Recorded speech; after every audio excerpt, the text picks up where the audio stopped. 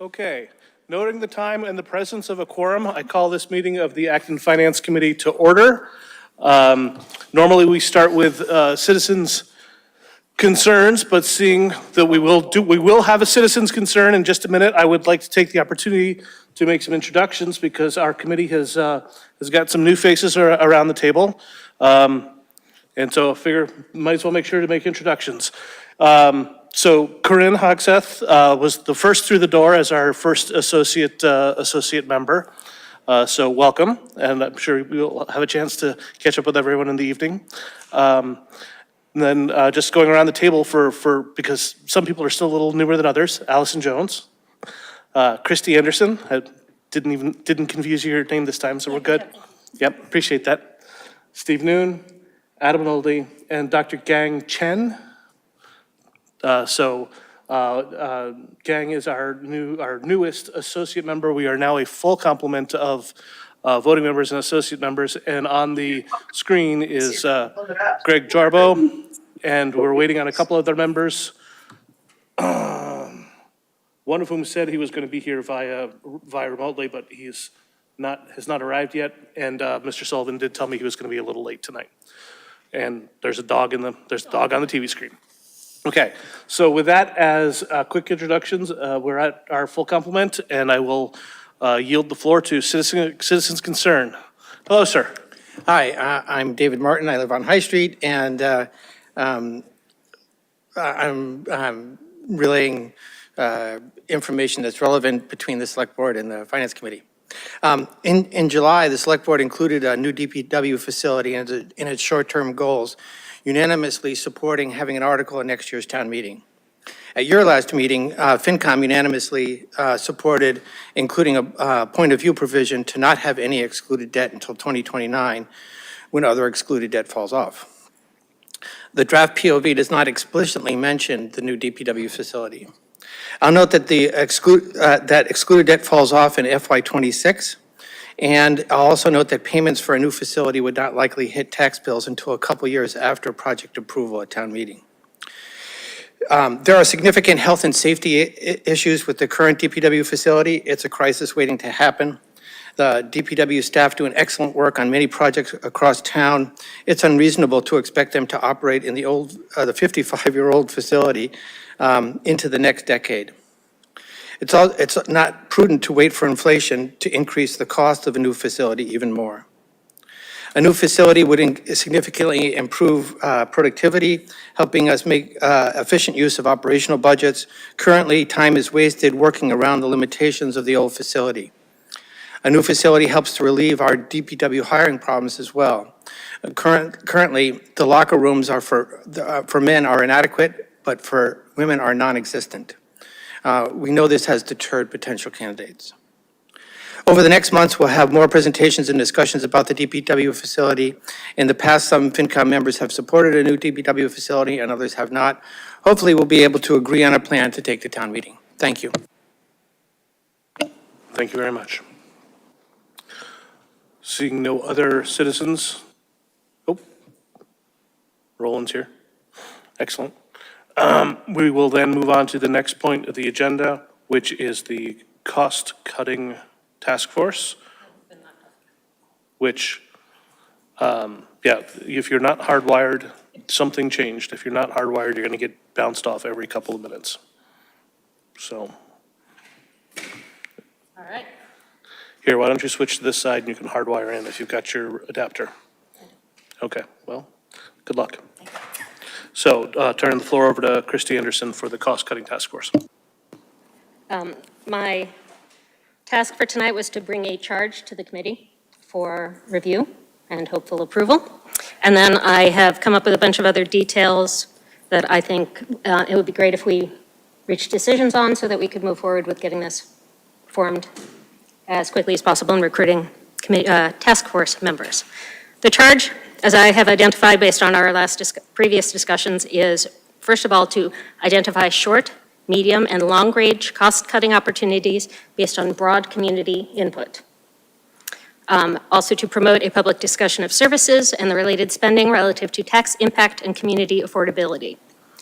And then the charge finally is to present the results to both the Finance Committee and the Select Board. I have some questions about some of these, but initial impressions, please. Steve? How do you expect to get broad community input, That comes up later. participation? That comes up later. We're just talking about charge right now. Okay. Okay. So my question at this level was in discussing the present who to present to. Do we want to also present to other community boards such as the Senior Center or Council on Aging, TSOs, the Regional School Committee? Sorry, I'm trying to get. My inclination is no. I think it'd be great to have the information out there. But I'm worried about where we draw the line, some people feeling excluded, et cetera, but please tell me if you think that's not something to be concerned about. Steve? What, am I the only one talking tonight? You're right. But if you go out and solicit input from the community, you raise the expectation that you'll get back to them. So, back to my other question, depending on how you think, you're going to get the community input, you need a mechanism to get back to the people that gave you the input, whether it's going and make a presentation or sending them a report or something. Hold on, let me take a note on that. Please make sure I circle back around to this when we get to discussing that later. So, assuming that charge sounds good to all of you, or those 3 charges, thought about deliverables. First of all, being a slideshow presentation just of the short, medium, and long-range cost-cutting measures identified, if any are, in any of those categories. We're going to find something, hopefully, supported by the cost-cutting task force. A written report documenting community feedback. I think it would be good to have, as a part of public record, the feedback that we get from the various ways that we get feedback. And I think all of this would be supported well by having a task force website to include the committee charge, contact information for the committee, members, the member selection process, meeting schedule and agendas, meeting minutes, and any presentations and reports final products. Can you say it? Sorry, I was getting busy trying to get Dave in. Can you go over that last bit one more time? Yes, so I recommend a task force website to include the charge for the committee, task force, I'm not sure which to call it, contact information for the group, committee members, the member selection process, meeting schedules and agendas, meeting minutes, and any presentations and reports created. Okay. So again, this all becomes part of the public record. And then at the last meeting, Jason was discussing the make-up of the task force. Current idea that I believe we came to last time was having the chair be a finance committee member. I'm currently in charge of that, unless they're, Appointed, done. thank you. And then out of elected/appointed officials, we would have 1 school committee member, specifically from Acton. Bucksborough School Committee member would not be eligible. A select board member.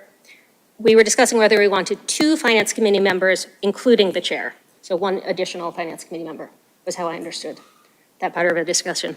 We can come back to that in a second. A town staff member and a school staff member. We have to decide how those people are chosen. And then a series of community members, including 2 renters, 2 parents, 2 retirees, and 2 business owners. That brings us to a task force membership of 14, with the note that the chair will never be a tiebreaker. So if the community cannot agree on something, it goes back to the task force. If the task force cannot agree on something other than by 1 vote, it will go back to the task force. Do we want to have a structural supermajority expectation? We've got a 14-member committee. Do we want to make sure that things pass by at least 10? Or do we not want to go down that path and just sort of, at your discretion, since you're going to be running this, if you feel that something is too contentious to even approach wider adoption that you would pull it anyway. I would like that authority to be reviewable by FinCom after the meetings. Okay. This committee could then send me back saying, no, actually. How does everyone feel about that? Are we comfortable with that, knowing that, knowing that the whole purpose of this is to drive while none of this is going to be easy, we do have to find some common ground. And we have to be able to have some things that we can agree upon so that we can move forward. So are we comfortable with Christi having wide latitude?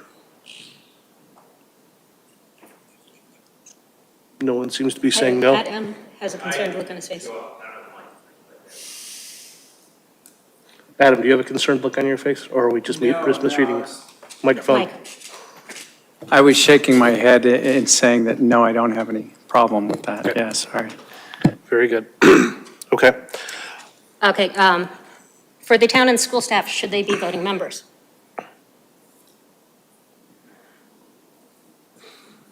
They are part of the community in that they are employed by the town, but do not necessarily live here, which every other member of the committee will live here. What about the business owner? The business owner might not live here as well. Good point, the business owner is a taxpayer. And that comes up later on, yes. I suspect a town employee might be a conflict of interest because decisions might affect their potential jobs. Same thing with a school. School employee. Employee. So it makes it difficult for anybody who's receiving a paycheck off of our taxes. We don't need to include these people in the committee. It was a recommendation, I don't know. I think we do ourselves a disservice not to give them a seat at the table, at least from a speaking perspective. If we want to make sure there is no worry of conflict of interest, perhaps taking away voting rights is the right way of doing it. But I think we would do ourselves a disservice if we don't give them a seat at the table to present their point of view and to be able to advocate on their constituents' point of view. Other thoughts? Scott? I don't necessarily have an issue with a school committee or someone like that voting, because it sounds like there'll be One a. second, we're talking about staff, not school committee members. Yeah, They're different. Staff, Okay. staff. I don't have an issue with staff voting, because we just previously discussed potentially a supermajority, but then if there's a closeness in vote, it may be coming back to Finance Committee for discussion. So I think sometimes when people vote, the truth of what they're thinking comes out, on things. So I don't necessarily have an issue with staff voting. I want to clarify one thing there. It's not that it will come back to the Finance Committee Yeah. if there isn't agreement. It will go back to the task force. The to task discuss, force. To debate, Yes, deliberate. task force, Okay. sorry. Terminology is Yeah. slow today. Adam? Perhaps by vetting those members to find only employees that are also taxpayers of the town of Acton, and then they would only need to recuse themselves from any vote that specifically affects their own employment, I would think. Is that too narrow an ask? Do we know if we have anybody? If we have enough people to choose from for that? I know of people who have retired who are town, Okay. but I would not say in any way that I know the majority of the staff. Do we have a question about whether this is putting staff members in a difficult position relative to their boss and any things they might agree to, being employed by the town? They're unlikely to take unpopular viewpoints and might very well be extremely limited in what they feel comfortable. Well, that's part of the reason why this must not be a consensus-driven. Steve? Well, on the one hand, yeah, you could put town or school employee in an awkward position. On the other hand, if you don't have them involved, you're going to lack a lot of expertise. Yes. And you'll have to work probably 3 times as hard to get information. I've worked on committees that had town employees. I don't think it's a problem. Do we have, if, say, the superintendent and the town manager decided they wanted to be a part of this, would we have an issue with that? Do we care at which level these employees are? No, I don't think we care. I would ask Mary Ann what she thinks, since your HR as well as finance. Well, to quickly answer the question, if there are employees who are also residents of Acton, there are on the town side, I believe also on the school side. So, Adam, to your question and your thought.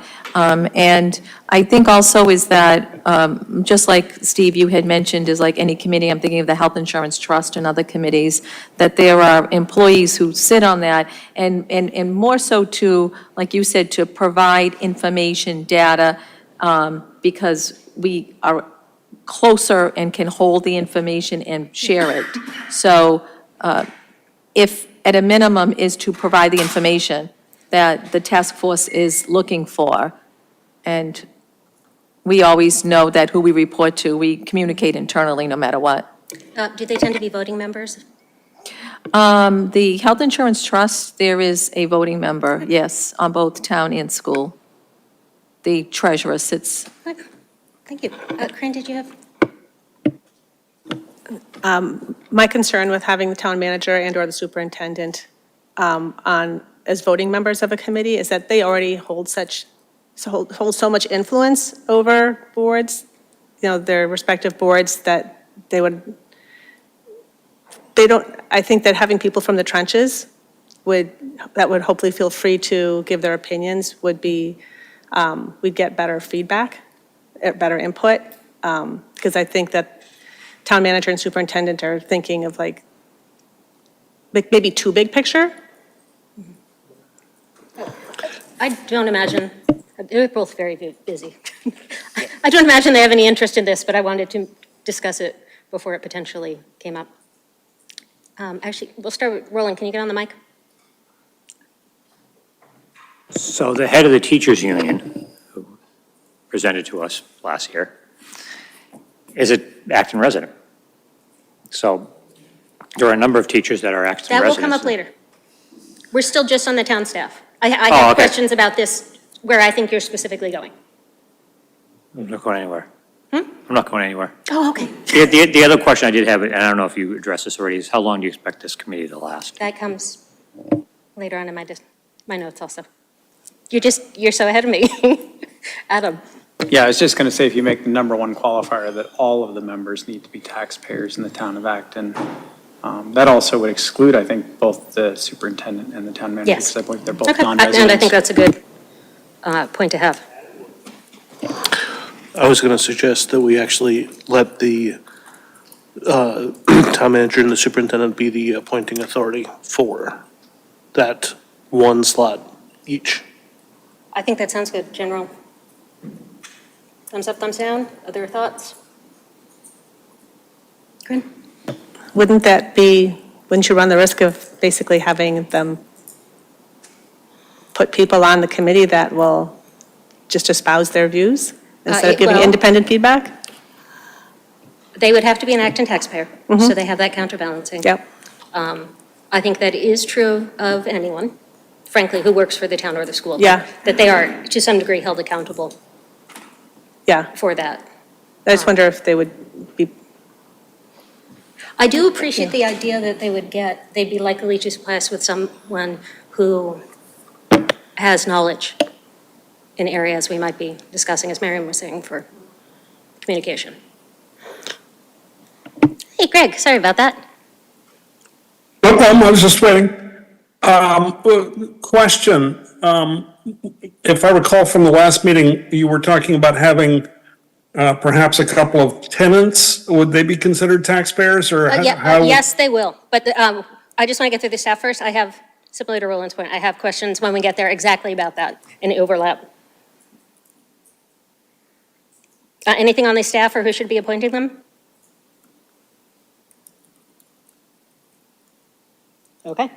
I'm currently going to go with appointed by the manager and superintendent, town manager and superintendent. With the stipulation that they be, But I have now added, all members must be Acton taxpayers, got it, which allows the business owners to, live out of town, Live but out still of clearly have a stake in the town. Adam? Can I just play devil's advocate on Please. this point and say that, wouldn't it be better to put out a request, sort of like oftentimes when the town has various committees, they put out a request to town members and to all the various committees saying, is anybody interested in being on this committee? Please contact so-and-so. Yes. The idea being that then perhaps you get enough candidates that you can vet them and hopefully pick the candidates that are actually the most interested in who can commit to the most days. Yes, so currently we're just discussing staff, who I would not expect to identify themselves in that process. Oh, you don't think we would get staff members to volunteer in that same way, or? Well, I think, I don't. no, I would like, I would like that technique to be used for the other members. I think it should be used for the entire committee. That would be playing devil's advocate, I would think that would be the methodology for the entire committee. People need to volunteer. Now, that doesn't mean that people won't volunteer, but it certainly precludes the appointability of a single person. Okay. Sorry. I mean, my thoughts on the town and school staff is that we asked the town manager and the superintendent to give us a few names, and we'll pick one of them. I mean, we're going to have to do that through some of the other, I mean, Yeah, yes, we will. so let them pick some people, and your committee can choose who they think they like best. So I think that then begs the question, if somebody is nominated for appointment versus somebody else who steps forward and asks or volunteers to be on the committee, would we then turn down somebody who's volunteering? So the vetting process needs to be Yes, and that, defined. yes. And I get to that at the end of this discussion rather at the beginning. Or later on after we define the roles, how do we actually pick who people are? So should we table this for a little bit and you go through the rest that you have to say, and then we can circle back?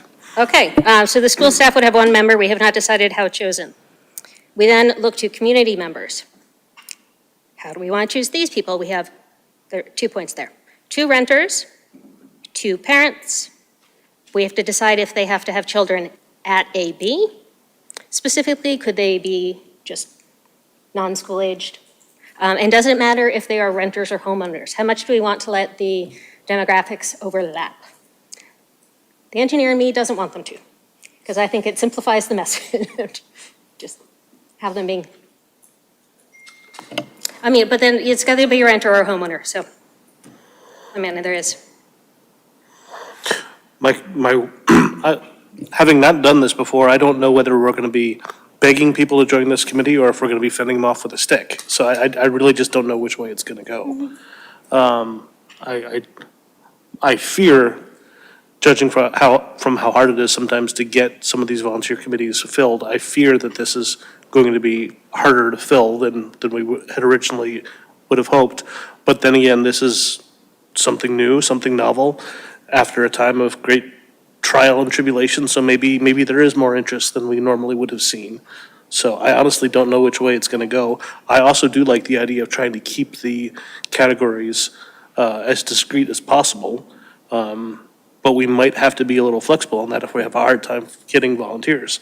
If we've got 10 people vying for each of the slots, then my preference is that we keep it as clean as possible, as discreet as possible. But as I said, if we're having a hard time getting 8 people to join a 14-person committee, maybe we don't get to be choosers.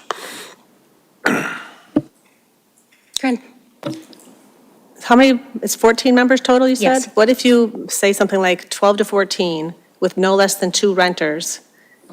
So that say if you get a school employee who's a renter, a town, a business owner, that you don't have renters overrepresented, but you have some minimum number. But then it gets back to if you have a hard time getting 14 volunteers, you could settle for 12, as long as you have that representation across the other groups.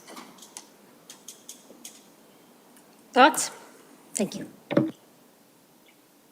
Reasonable. Okay.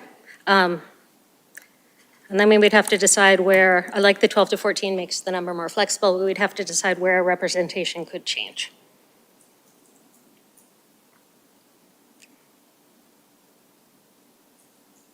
I don't have a thought on that. Oh, thank you, please. I'm sorry, I'm tending. So you had 14 with the 2 renters? Mm-hmm. If you go to 12, you just remove the 2 renters as a specific category. Mm-hmm.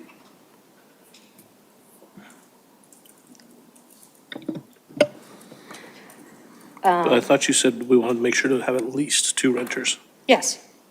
With at least 2 renters. With at least 2 renters, okay. But they could fall under the parents, retirees, or business owner Okay. category. But we have to have at least 2 renters to move forward. Good. I like that. I understand now. Thank you. Okay. Thank you. And then how are all these people chosen? I propose that we put out an application. This is what the school committee is doing. How we find these people, I don't know.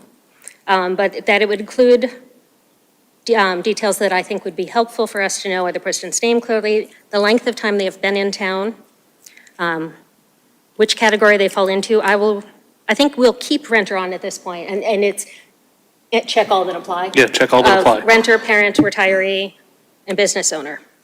And of course, their contact information, a brief paragraph of their reason of interest in the task force membership, and potentially meeting availability based on a discussion we will have later.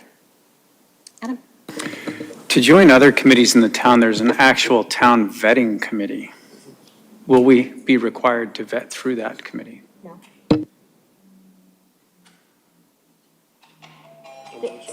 I don't believe so. Similarly, the select board will not need to appoint members to this. I will confirm with the town manager, but there has got to be some structure in which we can do this on our own. Otherwise, things change. Because we are an independent body from that side. We'll find out. Does that sound, any application details we'd like to have added or removed? Yeah, Mary Ann. So, thank you, Christi. The 2 parents, did you say that they must be school-age children in the AB school system? No, we did not get any feelings on that. My inclination is no, they just need to, I'm sorry, parents of school-aged or younger. I wouldn't say parents of kids who are off in college, or like Steve's grown children who went to AB would not make sense. He's going to LS, actually.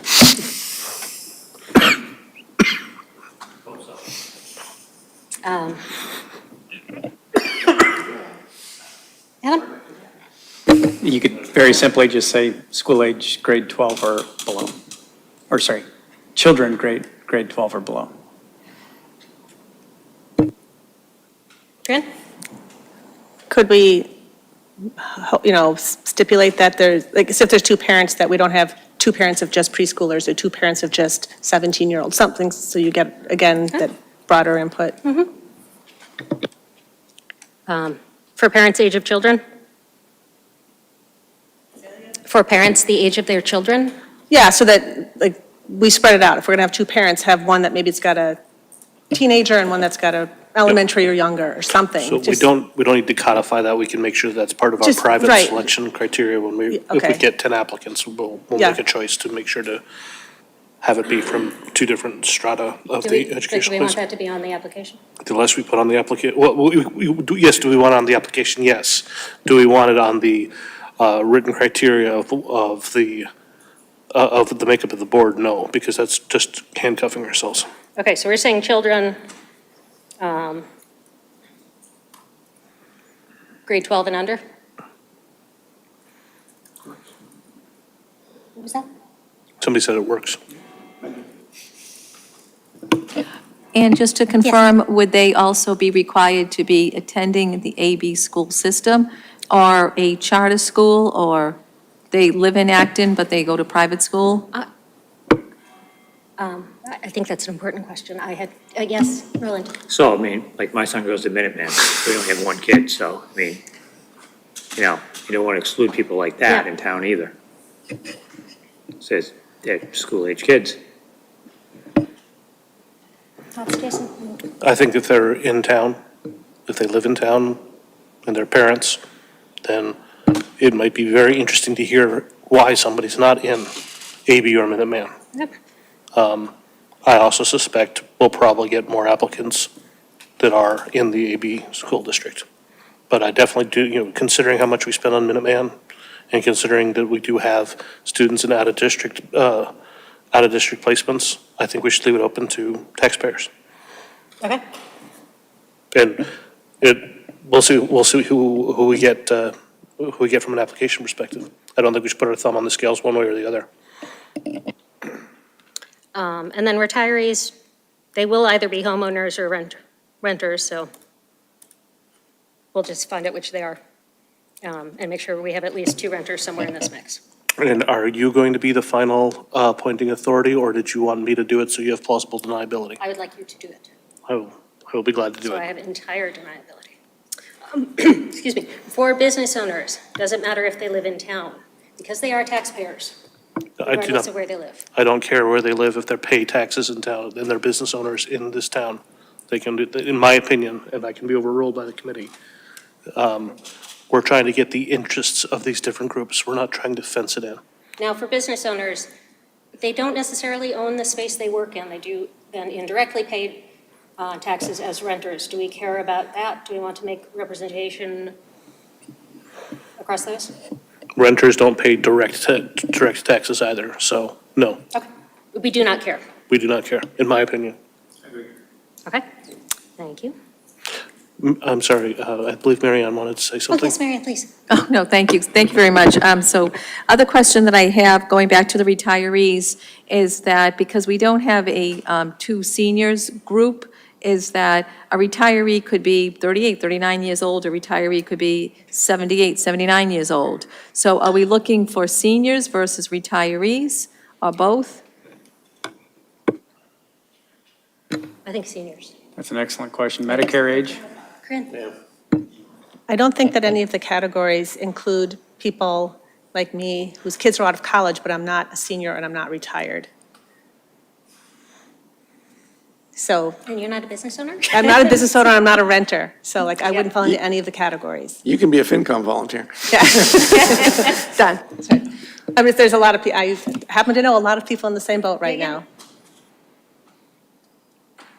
So just maybe for that seniors group, maybe it'd be like, To none of the above. none of the above, basically, yeah, You can use the AARP definition of anybody over 50. yeah. I don't- As of June, I don't like that description know, me anymore.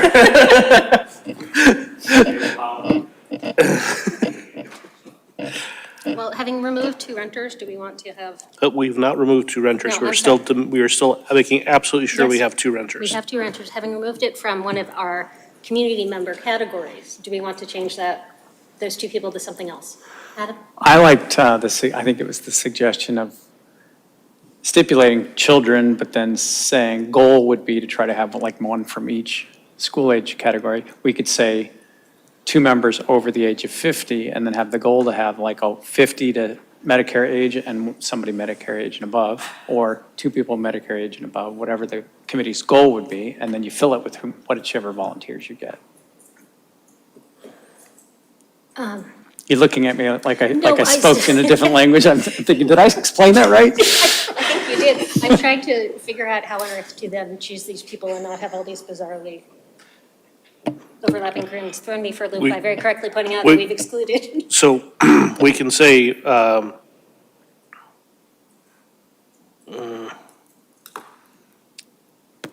Sorry, let me say it more succinctly. The category would be 2 members, age 50 plus, to apply. And the goal would be we'd try to fill it with 1 person between 50 and Medicare age and 1 person above Medicare age, if that's our goal, or we'd pick what the goal would be. But the category for application would be 50 plus. But would they be 50 plus without kids? I mean, what are you basing? Oh, that's a good point. Okay, so it could be 50 I'm plus almost 50, but I without call school them age, categories. you could say, you could qualify and say 50 plus without school age children, but then you might also have a crossover member who fits into that category, but then also fits the school age. I don't know. You need to cast the net as broadly as possible. You can use the selection process once you have a bunch of candidates to narrow it down as to exactly what you want, but you don't want to have so many conditions as you're looking for people that you don't get a big enough selection. I mostly for credibility of this task force want to have very clearly delineated membership. Well, these are the categories we are looking for, was my desire here in the, Gang, you had something to say. Yes, thank you. So if we make the categories too detailed, or there are too many of these, would that kind of make people more difficult for them to apply. They will look at all the categories and thinking about where they belong to or whether they, Well, that's they why don't belong to. the application would say check as many as apply. Right, So- so I'm thinking that because what we want to do is to get more inclusive, get more representation. Are we able to just ask them to apply and then there will be a process of maybe picking from a pool to improve the representation? Yes, and the question is, how do we make sure that, what are all the groups we want to make sure we include in our established? So even they don't fit in any of these boxes, they can still apply. Yes, yes. Well, and the question is, do we have boxes that would fit? Corinne pointed out, we don't have boxes that would fit everyone. So, at the risk of making this bigger, and I'm already afraid of the size of the subcommittee, at the risk of making this bigger, do we get specific on the retirees and say we expect them to be truly retired and then have a last category of citizen at large, which doesn't require any necessary thing other than they be selected by us? Corinne? So you might not even want to specify retiree, because there are people in this town who can't retire. So So just like seniors, like I said, I Yeah. think doing it by age would be better than specifying retiree. So if we put 2 at large, then we need to raise the age for the 2 we'll call them seniors. seniors, sorry. So 2 60-plus and 2 at-large? Or am I now making this committee too big? No, Corinne got us down to 12. 12 to 14, when this could, Yeah, we so could this would be- theoretically be up to, this could be 14 to 16. No, you just got to, I took out renters. It was simply 2 parents, 2 seniors, 2 business owners. Make sure at least 2 of those people are renters. So we'll now replace the previously existing renters with citizens at large, which really means doesn't fit in other categories. Correct? Adam? I really liked Gang's point that we don't want the committee to fail for lack of being able to fill all the buckets. Maybe the criteria should be as simple as taxpayers, period. Then, when you appoint the committee, we would have defined goals of our goal is to have representation in each of these, or as close as possible. And then you fill it with what you get. But that process would all be public, so that at least then it's scrutinable.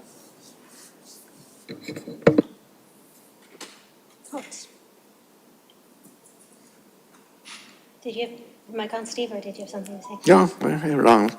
I had it on before he talked, actually, but, you know. I was going to agree with Corinne that I met every definition of a senior before I retired, so.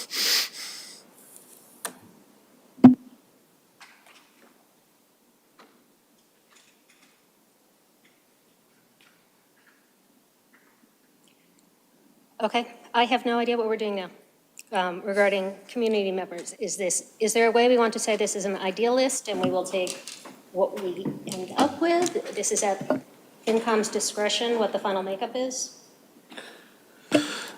I'm trying to avoid it being too much at our discretion, That's what my hope here was. because I don't want to be seen as putting our thumb on the scale too much. That's why I like the idea of having a couple of buckets that we have to fill. I don't mind having an at-large spot for a couple of spots, in case we are handcuffed by people not neatly fitting into these different buckets that we have. But certainly when it comes down to trying to, if we have a list of 20 people, 20 interested volunteers, and we got 14 slots or 12 slots, without there being a clear reason for wanting to add or exclude someone, then we're seen as being too capricious in our choices. So that's why I liked the idea of having the buckets from the start. That is why we have them currently in this list. I'm going to say we go for optimistic and revisit this if it becomes an issue, that we cannot get enough people to fill the buckets we have. So currently, as listed, 2 citizens at large, 2 parents with children grade 12 and under, 2 seniors age 60 plus, and 2 business owners. Does not matter if they live in town. As long as the business is in town. I'm sorry, with at least 2 of these members being renters. Does a business owner or renter count as a renter? If it's a discrete spot for the business, yeah. Well, I was going to say what would be an indiscreet spot, but that's not the correct word. How do you mean? If it's a sole proprietor running out of their apartment, Not a, like West Side Creamery? that's a different thing, because that is a taxable parcel in town. That's a discrete business, and That's what you mean by discrete business? yes. Okay. So just to clarify, what you're saying is that if you had a business owner who qualifies as the business owner, but they're also a renter for their own personal residence in town, that would also qualify them as being a renter in the bucket. I want it to be, because I want to try and make sure to have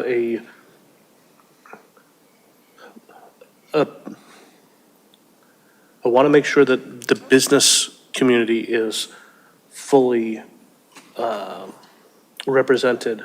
And for example, Shelley's a sole proprietor. You know that? You know exactly which office she does her business out of. Would she qualify as a business owner on that one? I would say no, because she's not paying a separate tax for the business. So I want to make sure that somebody who is paying specifically as a business owner, not, running a sole proprietor or a super small shop out of their otherwise resident. I want to make sure to get the business side fully represented. That's why I want it to be, if they're a renter and they have a discrete spot in town, that they, if they run some other business and they've got a storefront, that qualifies. But if it's a renter who's a sole proprietor out of their rental space, in my opinion, that's not enough of a cross-section of the business community, and I would like to make sure that we enforce that. Yeah, I mean, they should be on the tax roll for the business, correct? To qualify for business. But I think the original question you had was about which renters. Oh, I was trying to ask, in my mind, the business owners would be either in a retail or commercial space. I had not thought about people working out of their home. And I don't want that for the I- business slot. I agree. Now, if someone is a renter and has a storefront in town separate and discrete from their rental residence, then Yeah. they absolutely qualify, Yes. in my opinion. I had no idea this was going to be this complicated. Oh, believe me. So would the unicorn then be the business owner with a child of school age who rents Who's 60 plus? and who's 60 plus? Yes. Yes. So we're saying for business owners, they do not need to live in town, but they must work in a residential or commercial space, designated residential. The commercial I'm space. sorry, retail or commercial space. If I may ask a Yes. question, if you qualify on more than one criteria, do you get weighted voting? No. Now you're just being, Well, I- funny. I will write that down, 1 vote per person. Yes, 1 vote per person, no weighted voting. I don't want. Any, do you want any challengers?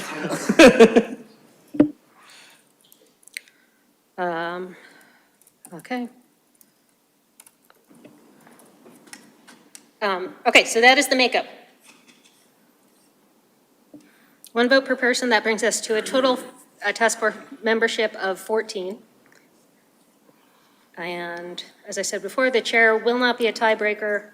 Any votes resulting in a tie without the chair's vote will be debated further. Are you entertaining questions from the floor today? Sure?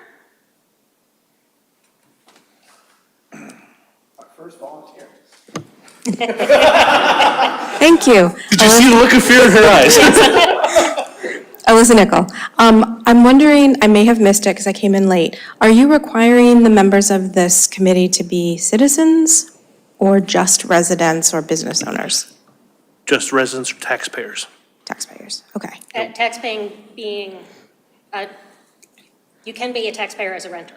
And you can be a non-citizen and serve on the committee? Yes. Okay, awesome. But I will put that explicitly in here. Do we have to worry about a legal ramification? Or do we care? I presume that given this is a non-binding, Yeah.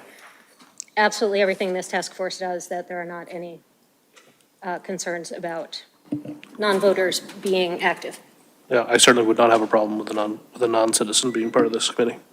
And by non-voters, I mean non-citizens. People who cannot vote in town meeting. Please.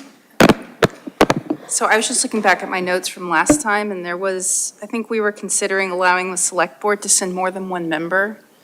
And so just, I'm not saying that they should, but we're talking about the citizen members. I wanted to kind of make sure I have this right, my count, that there would be 3 from the finance committee. Yeah, we adjusted that in my notes. We adjusted that down to 2 from the finance committee and 1 from the school committee and 1 from the select board. Okay. If you would like to argue for something different, No. please do. Oh, I just want to make sure I got my numbers right. We did discuss that at one point. Yeah. Okay. If that sounds good, we'll move on to the next thing that we need to. Did you have something, Corinne? No. Okay, so that I saw a hand. Okay, meeting logistics. Okay, yes. My recommendation is that we plan to have the first meeting in October. Hopefully that is not drastically overly optimistic. That in October, there will be 2 meetings to design the course of action and set up listening session goals. I'll get into what listening sessions are later because there's a million questions around that. And the second meeting will involve processing initial feedback heard in the input from the initial listening session. Did that make sense, everyone? Please. What is a quorum for a committee of this size? Quorum is majority. So it would be 8, okay. Just like a straight up 8. We don't have to have certain members attend. I'm just thinking on the timeline. If it's tight for some people and, we only get 8, but like the select board member can't attend and. I would also like to suggest that we have this be, I like the suggestion that I heard at the select board last night. It be a quorum be half plus 1 of the currently appointed number of the committee. Okay. Because if we've not yet filled all the seats, Okay. we don't want to be screwed because we can't get to 8 because we've only appointed 6 people. Okay, that addresses the concern because it's an So aggressive it should be half plus, more than half, or in an even number, half plus 1 of the currently appointed number of voting members. Please go ahead, Mr. Martin.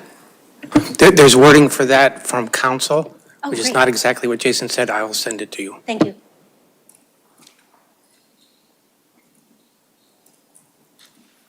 One second. Okay, and then from there, November and December will involve meeting once a month in recognition of the busy holidays, vacation period, et cetera. Then there will continue to be once-a-month meetings through April or as needed. There will be 2 meetings in May, one of which is to debrief after town meeting with an eye towards changes to recommendations based on votes taken at town meeting. And I would propose that our goal is to finalize and approve a report and presentation by the end of May to be presented to the Select Board and the Finance Committee in June. With the recognition, then, that we are talking about medium and long-term changes, which then comes into some existential questions about how long the committee, we think, task force should be in existence and what we think would happen at the end of it. Would the idea be that some direction or guidance was provided that then got passed on to the Finance Committee to advise us in our work? Would this task force continue around for another year? Will it have, or will we have, room to extend it if we think that that would be in the best use? Roland? I think you'd want to extend it as needed beyond June, right? Depending on what direction it takes, and how At that point, you produce a report, you present it to the stakeholders, right? Then what happens after that? I don't know. My only concern about having it be open-ended is if we were thinking of it from a volunteer perspective, you don't want to have someone go, I'll never know when this is going to be over. I think it would be in our better interest to say, we will either be done the first week of June, the sunset occurs at the minute you present your finalized report, or we say it'll be, the first meeting in September, which allows for a couple of meetings of feedback from having gone to school committee and select board. And so but my preference actually is to sunset it when they finalize the report, because that's what we've charging them to do, is to give us recommendations, to give us guidance.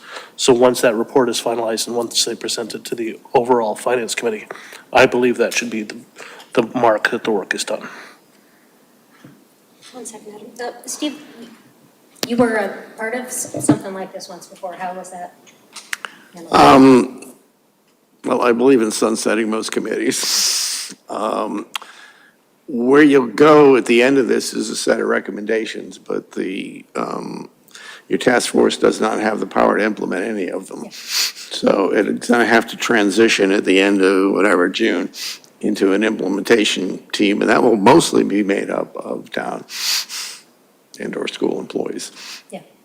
And the finance committee's role would then become monitoring the implementation. So now I would say, if you make your June deadline, it's over. And I selected June because it gets hard to get people to do things over the summer. Lots of people travel. Marion. So quick question. Christi, you had mentioned finalize a report in May to be presented to the Select Board and FinCom in June. Yes. Any presentation to the school committee or to the? That is another question. That we discussed back at the very beginning. Did we come up with an answer? So, if I may, Yes, please. I think that the task force should present to us. Yep. And if we accept the presentation, if we accept the report, it then becomes our responsibility to turn around and present it to the select board and the school committee as the results of our subcommittee's task force. I don't want them to be on the hook to have to present to all the different entities. This is something that we've put together and we've given them a charge for. They respond to us. Okay. Thoughts? Did I see your hand, Greg? No. Okay. I can't hear you. I was asking if you had your hand up. No, I did not. Okay. Gang? Thank you. So I think most task force dismissed when the report is finalized. And here, I think, so if the report is finalized in May, I think keeping the task force as a function of, if there are certain things that's not clear in the report, there are certain number that we don't know where that's from, or certain proposal that's not clear, we have somebody to ask. So with that consideration, maybe there's thinking about like after that report is finalized, do we have time to, or do we need to look at that? And then if there's no question, then that's the point when the task force is dismissed. So if I may, are you suggesting that they present to us in May and Maybe then, just give us time to read it. and then in June, we have them with us for the last meeting. If there's anything that we need to finalize at that time, we do it live. And then we officially accept and thank them, officially accept their report and thank them for their service at the first meeting in June. Does that work for the timeframe that you're thinking of? I think that would work Does that work for you? if we have that capacity in June to read and to meet. I mean, Having been through town meeting season a number of times, my recommendation is to move that second meeting to June, to still give the presentation in June and have a second meeting Okay, in June rather than, we that's are fine. usually out in the school and everyone is pretty. Yeah. burnt by the end of May. Okay. So potentially, no later than June 30th for the final meeting. Yeah. I like the sound of that. Okay. Hold on, May I ask a tactical question? please. Are we going to be in a position to send out our call for volunteers? Well, how are we going to do that, and when are we going to do that? That's a 'Cause great question. the sooner the better, if we're going to be meeting in October. We're not there yet. I'm sorry if this is too much. There's a lot of details in this. I wanted to make sure we got feedback. No, this is good.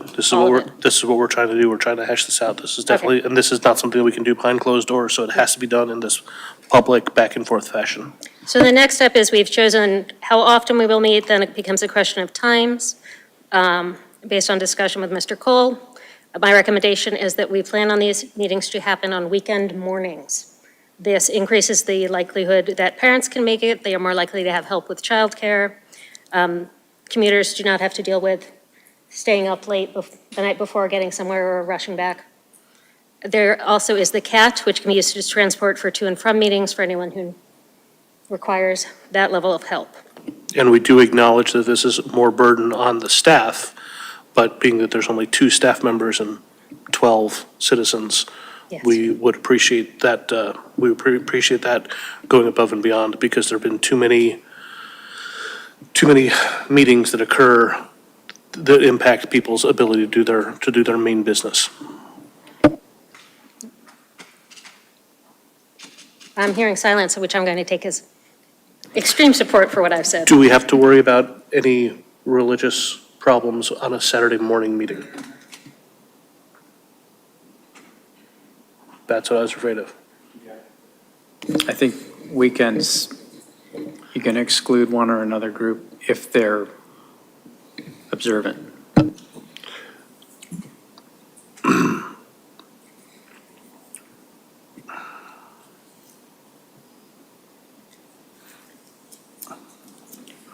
It's the only time that you can get parents and workers is the weekends. Can it be part of the application process to ask what the day preference is, to ask if people have a day when they absolutely cannot do it because of an observance? We can absolutely make that part of the application process.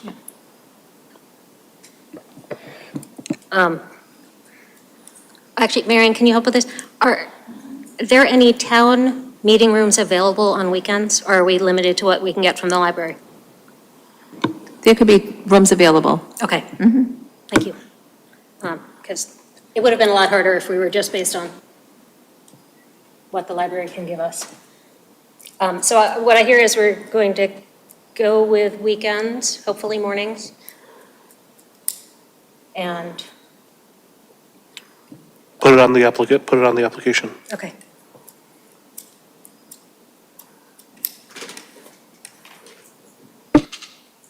One second. The location, please go ahead. Oh, Adam, please. Sorry, I'm very wordy tonight. I want solutions, not problems here. Sorry, I'm throwing another problem at you. I'm not the lawyer in the room, but by asking about Yep. date preferences, if you mention observance, you're asking people to declare a religion, which might be unethical to ask in the application process. So you have to be careful how you word that. Would it be acceptable to say, do you have any objection? Would you be able to make a Saturday morning meeting? Okay.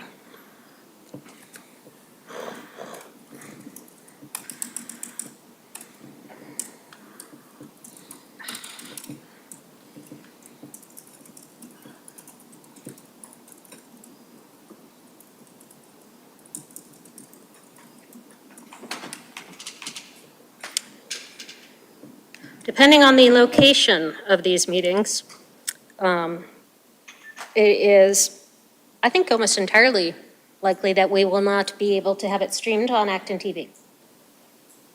I think it's highly unlikely that we will. So that's going to limit public viewership. And I don't know how hard it will be to get a room where we can do hybrid meetings. That goes back to Mary Ann. Any chance of getting this room on Saturday mornings? I don't know for sure. That's something that I can ask, and it is just one of many rooms that I don't understand, I don't understand. I don't know of anything that would exclude room 204 and allow other rooms, so I will find out for sure Thank you. and ask that question. I just know because town hall isn't open on weekends. It's, we'd like to know, I think in part, how much of a difficulty it would cause. Sure, like, for example, is that there are folks who do work on the weekends, and and depending on the member who is attending, we have access with our fobs. And so we've worked that out before for night meetings and weekends where we've had to be here. And for folks, like I'm thinking, like most of you will remember Budget Saturday, and it was held on a Saturday, so. And Before we Steve had is Budget laughing. Saturday on a Thursday? Right? So it's been done before, so I don't see why not, but I will ask. Okay, thank you. My inclination then is that the meetings be in person, at least the first two. And then we have to see what, depending on location, whether we can have hybrid meetings. Fine. So that's a little bit of a to be determined level. Would we like to allow online citizen participation? Yes, we're all about trying to, That's my feeling. we're all about trying to, the whole purpose of this is to Yes. get as much feedback as possible. So my inclination is yes, to as open and available as possible. And for me, ideally, the first two meetings in which members are present, I think there should still be online participation possible for citizens. Sure. Okay. Is there anything you can think of that I'm missing that jumped out at you about meeting dates, times, and other meeting details? Greg? Yeah, one other option, particularly as you're looking for space, might be the ActonTV facility. And that may then also facilitate your being able to, do Zoom meetings, if for some reason the town hall is not available. I considered that. Unfortunately, that is not on the shuttle route. And I specifically wanted to make it so that members and any attendees didn't have to have transportation. Good point. But thank you. Okay, listening sessions. In my mind, this is public forums in which people have a chance to tell us, I don't know, at this point, I'm sorry, my brain has gotten tired. What will we define listening sessions as? I know, in my mind, people would show up and tell us what they care about for the services, what the burdens are on them relative to taxes, what things they would be willing to give up or cannot believe that we spend money on. But as I say it now, I feel like maybe we'd have like 3 people yelling at us. That wouldn't be very helpful. So we're definitely going to have a survey, which is easier to be done anonymously, and it's easier to say that you're against something when it's not being done in public in front of your neighbors. I do believe we should have listening sessions. I do believe it should be open. Yeah. My concern is that you're only going to get pro-specific items at the listening sessions. So I almost wonder if for everything that you say that you're for, you have to be able to say something that you're willing to cut, just to try and say, we cannot have this become a litany of everyone's specific sacred cow, because if it does, we're never going to get anything cut. Good. I think with the recent override, I think there's a lot of people that would be advocating for some cuts. That's my hope. Yeah. And who would be willing to come forward and discuss it. I would love this. I hope so. I would just love it to be more of a community discussion than we tend to have people get in their silos. Yeah. I don't think it would be one-sided, though, is all I'm saying. Oh, that'd be wonderful. I hope not.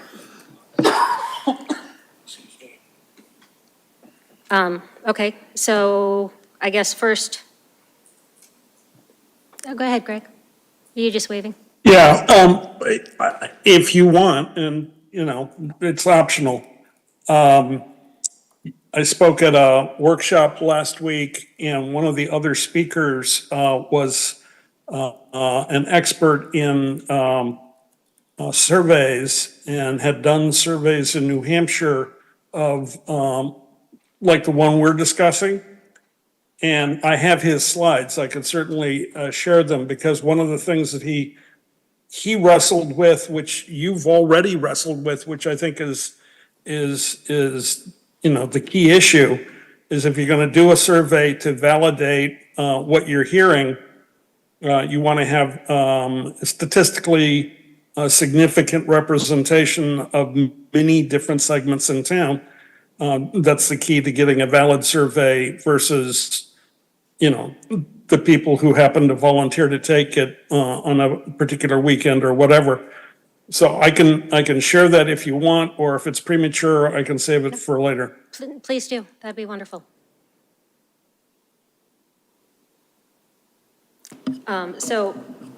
Please, Ken. So it's difficult to get a representative sample with a survey because it depends on who responds to your survey.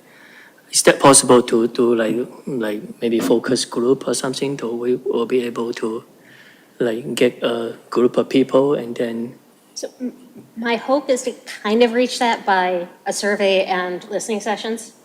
Just get anyone who is willing to talk to us in different forums Yeah. to come forward. Right. Thank you. Does, Yeah. okay. Okay. I can give you ideas for my thoughts around scheduling, but still not about the specific format of the listening sessions. First of all, we have a question around task force attendance. Should these simply be viewed, listening sessions, as finance committee events, maybe just events with a few representative members of various things? I believe a public forum is different from a meeting and does not require a quorum or minutes, which would be great to not have to think about. I suspect it's also more of a challenge to get task force volunteers. Are you coming to educate me, David? Please do.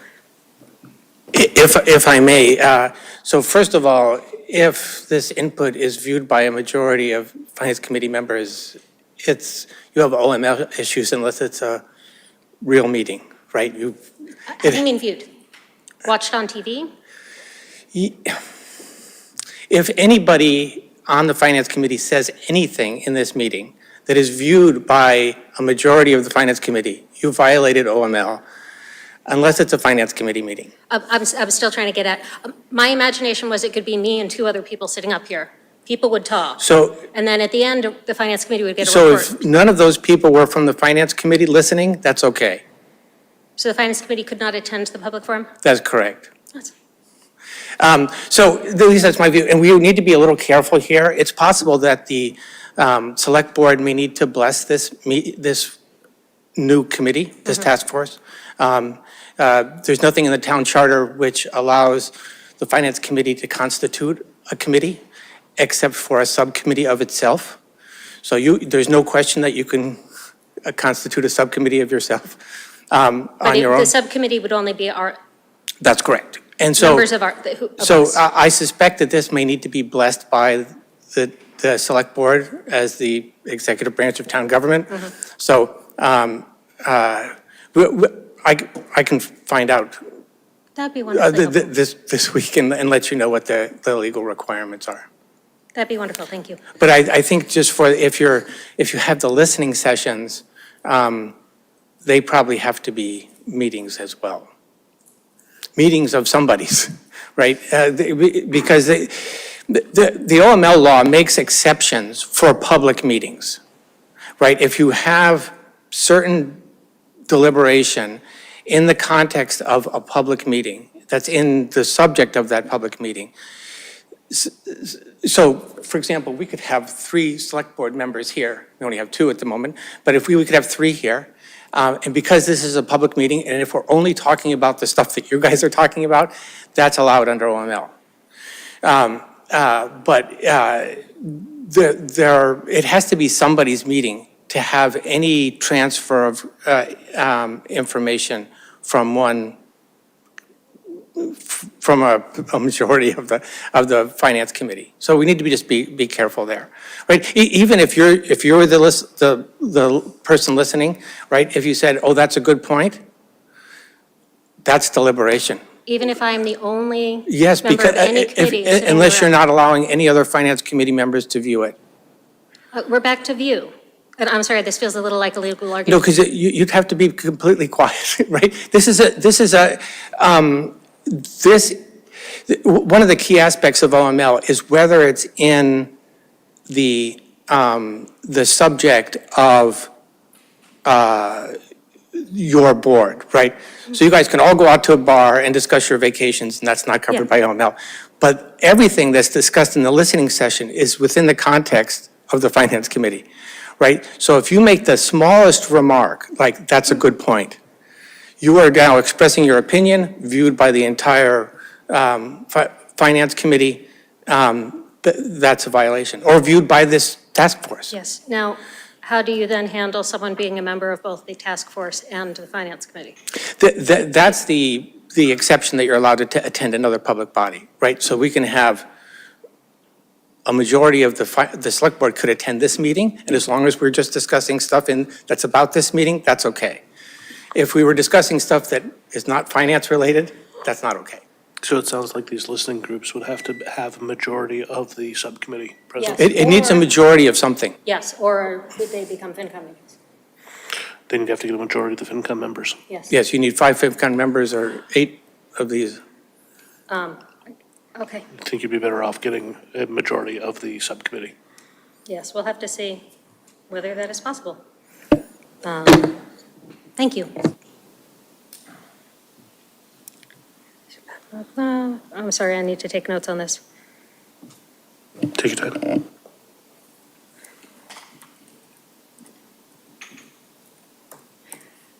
While you're taking notes, we've gotten at least one comment in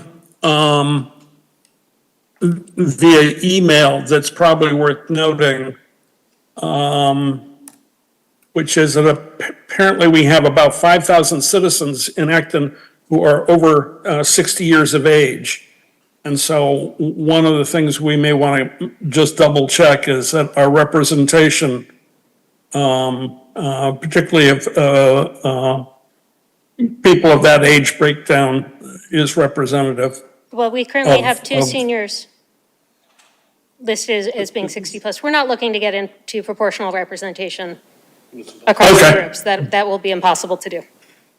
Yeah, but that then may be more of an issue than if we do a survey to make sure that we get more proportional representation.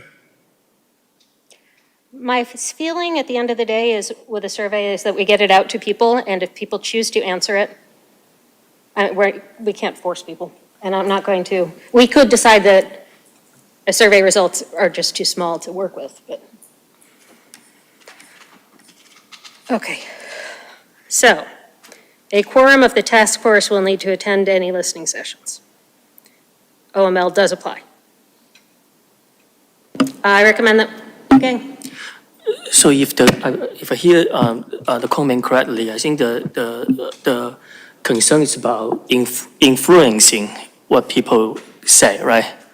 But the listening section should be, the purpose of it is just to collect ideas, to take notes, it's not to make any Yes. decisions. The problem being that you can accidentally effectively deliberate. That's what David was saying about if you say, oh, that's a good idea. It's the sort of thing that could just slip out. So, right, so is that possible to resolve that or to better handle that by saying that whoever organized those listening sections should only ask questions but not respond? No any response. I think this happens a lot in other situations where you just dare to listen, to collect opinions rather than influencing them. How many listening sessions are we talking about? 4. Get a majority of the subcommittee. Yeah, I think it's too hard to unintentionally run afoul, and it's a problem. So my recommendations are 1 each, October, November, December, and January. I suspect October is being overly optimistic, and I recommend that every other meeting alternate weeknights and weekend mornings to try to hit as much broad availability. Jason? I thought we said everything was on the weekends. Listening sessions. Listening sessions, be some in the evening, some on the weekends. Fine, yes. For these, I would recommend that we get televised locations that can be televised, and of course, have remote participation.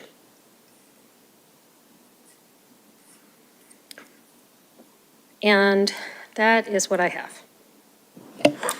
So from a purely tactical perspective, we need to get an answer from the select board right away if we can do this. Yes. Secondly, we have to get the call for volunteers out the door as soon as possible. So those become the immediate action items. You guys meeting again next Monday?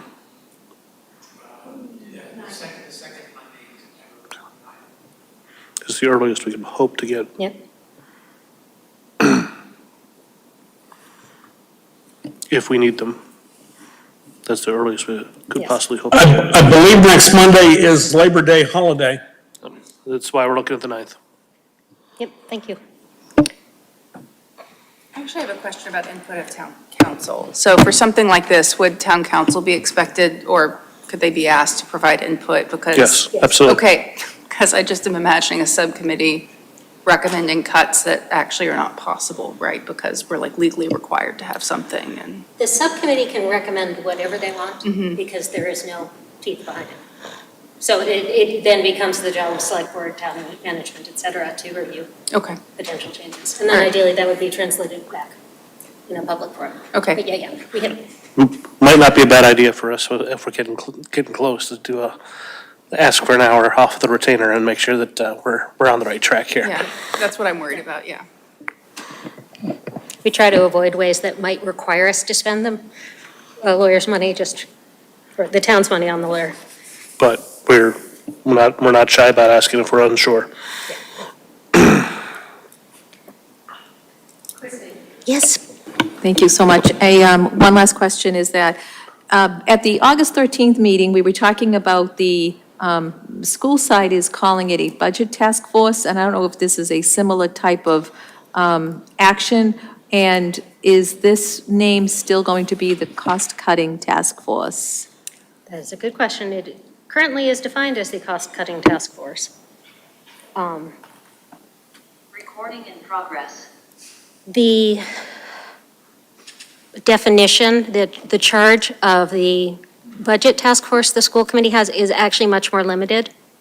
That is specifically around the elementary school budgets, and my understanding of the time frame is much shorter. Like its focus is a shorter time frame. I might be wrong about that, but their final definition that they agreed on was not entirely what I had been expecting. So then the goal of this one is really cost-cutting, so cost-cutting task force. I believe. Okay. Right, because we're Thank trying to get Mr. Wellinghoff to step up and be the sole person, a subcommittee of one. It's not a subcommittee, to be the liaison to the town, to the municipal side for looking at any properties that we might be able to sell and any warrant articles that we could recoup. So he is strictly the revenue side, which we decided we want to go after. But this subcommittee is strictly the expense side. Is it just the municipal? Yes. Okay, The school committee has their own. I know, but Looking like at as the you school said, it's budgets. very limited and much more short-term, and I would think that there'll be people coming that have thoughts about that side of it too. And I will do my very best to shut down discussion that is not in the realm of anything we can do anything about.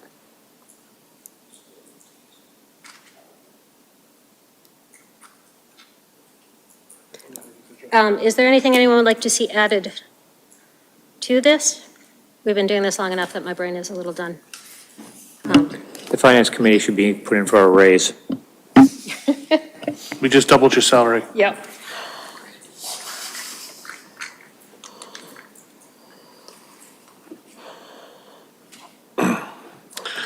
Is there anything else that you'd like to discuss on this topic at this time, or do you need a break? I do need a break, but I have nothing else. We have discussed everything on my list.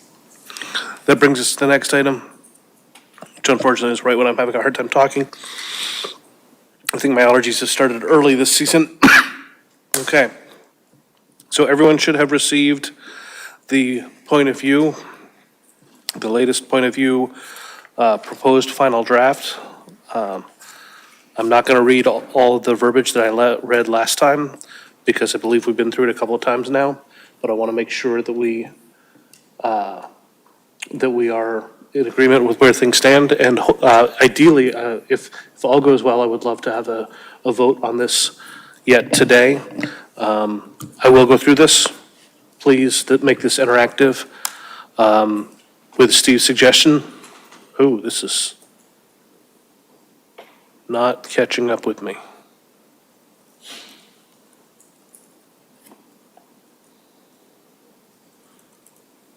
At all. What am I doing wrong?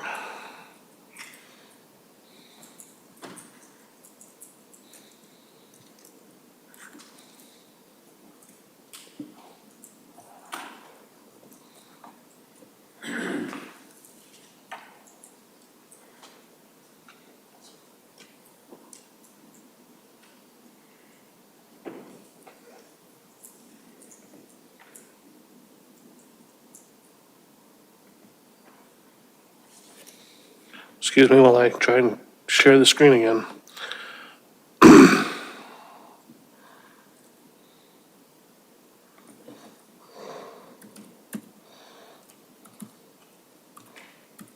I'm even hardwired this time, so it shouldn't have dumped me out like that. I know what's going on.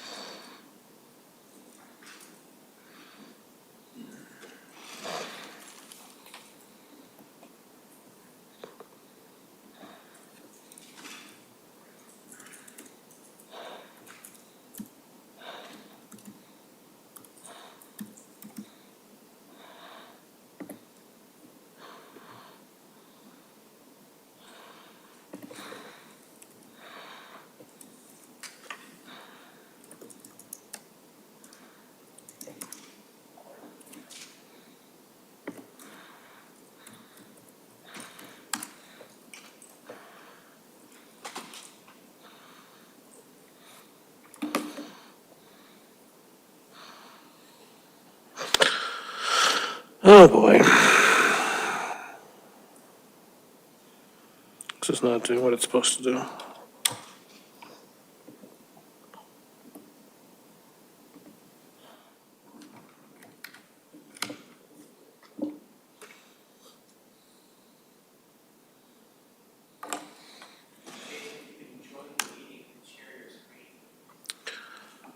I'm trying to, but I'm having an extremely hard time getting a stable internet connection.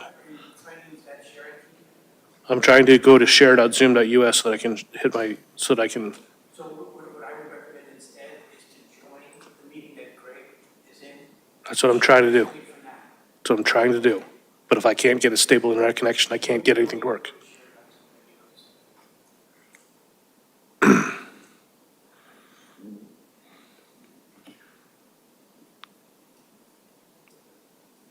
Jason, I downloaded your PowerPoint and I can try to present it from here since I'm already on Zoom. That works. Please share your screen and fire it up.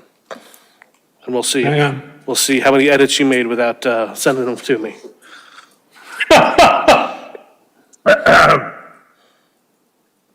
Actually, I made no edits because I liked it. I know that's going to come as a shocking surprise. Little wonders never cease. Yeah, It's great. I appreciate you going ahead and sharing. I'm gonna try now. Hold on. Share screen.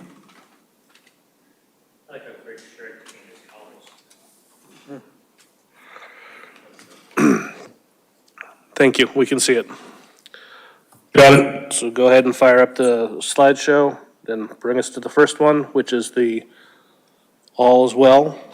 And this is the strengths of the town. So these are all the things that we are proud of. These are all things that have attracted us to the town. This is part of what part of what we're trying to strengthen, preserve, and enhance. Along on the next slide. Hey, hold on real quick on that one. Yes, Dave. You know, the statement, proof of consistent, excellent financial judgment, where does that come from? From the, perhaps we should change the word judgment to execution. I was using that from the town finance department, not the finance committee, but the town finance department being recognized every year for excellence in financial reporting. So we can either say proof of consistent, excellent financial reporting or proof of consistent, excellent financial execution, if you don't like the word judgment. Yes, Roland? Yeah, and I don't want to be too cute, and I appreciate, you know, the work that's been done here so far on this. It might be better to say like town recognized for, you know, excellence in financial reporting or whatever the specific terminology is, rather than excellent financial judgment. That's a kind of an ambiguous statement. And I'm only nagging on this because it's an opening statement in this presentation, which is one of the more engaging parts of it. And so rather than saying something like this, you know, town recognized for, you know, consistent financial excellence, or something like that, which sounds more like an award rather than judgment. Understood, so we'll change it to reporting. I'm fine with that. Any other changes on the slide? Mr. Nolde, you look like you're ready to speak. Oh, sorry, Roland had his hand up first. So the word parcel, I think should be property. On the second bullet, oh, it's actually under 99% plus on-time tax payments. Sure. Yeah, I don't know that there's a legal distinction between the two, but if Well, you're more comfortable with. Because you have car excise, you have auto excise tax, right? Yeah, And that's a piece of property you're paying on. It's not a parcel of land. okay. Now, and if you have a shed on your property, you pay a tax on that too. So that's my point.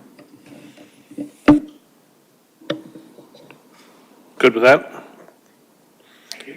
Adam, sorry I cut you off.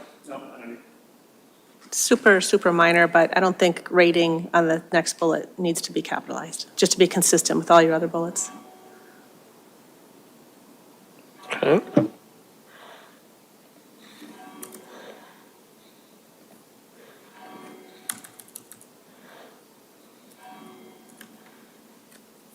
Any other changes on this slide?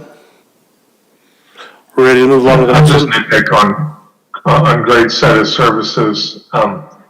Again, like really ambiguous. And if you say, hey, town employees, do we have a great set of services? They're like, yes, we do. Hey, I'm trying to be optimistic here. I was accused of being super dour, so I'm trying to make this as upfront and happy as it possibly can. Hey, So, hey, Dave, I insisted on one slide of good news. The rest of it you won't find Yeah. any. You could even strip out the last bullet and a half, but that's just my view. I'll stop here. I'd rather leave it in unless it's violently objected to. I have one last comment. Go ahead. So what do you mean by two discrete educational paths for our students? AB, Minuteman. Is also charter.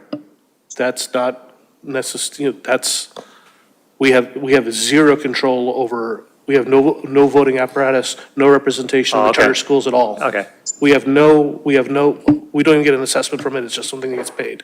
This is what we have the ability to give feedback and recommendation to. Got it. And I was told I couldn't have AB and Minuteman because people didn't like MMRVHTS. You could say traditional vocational, but, you know, whatever. Okay. Next slide, please, Greg. Okay, so this is the recent past slide, and want to make absolutely sure we stress the very first bullet, that the last ballot vote was too close for comfort. In listening to some of the other conversations around town, people perhaps are not as, putting as much emphasis on just how close that was, in my opinion. So I want to make sure that we point it out. Also this is also a just the facts slide. Debt exclusion started hitting the taxpayers in FY '21. These are the state of the reserves. This is the new unused tax levy capacity that we're at. And the major change on this slide from the last time you saw it is I'd had a single data point.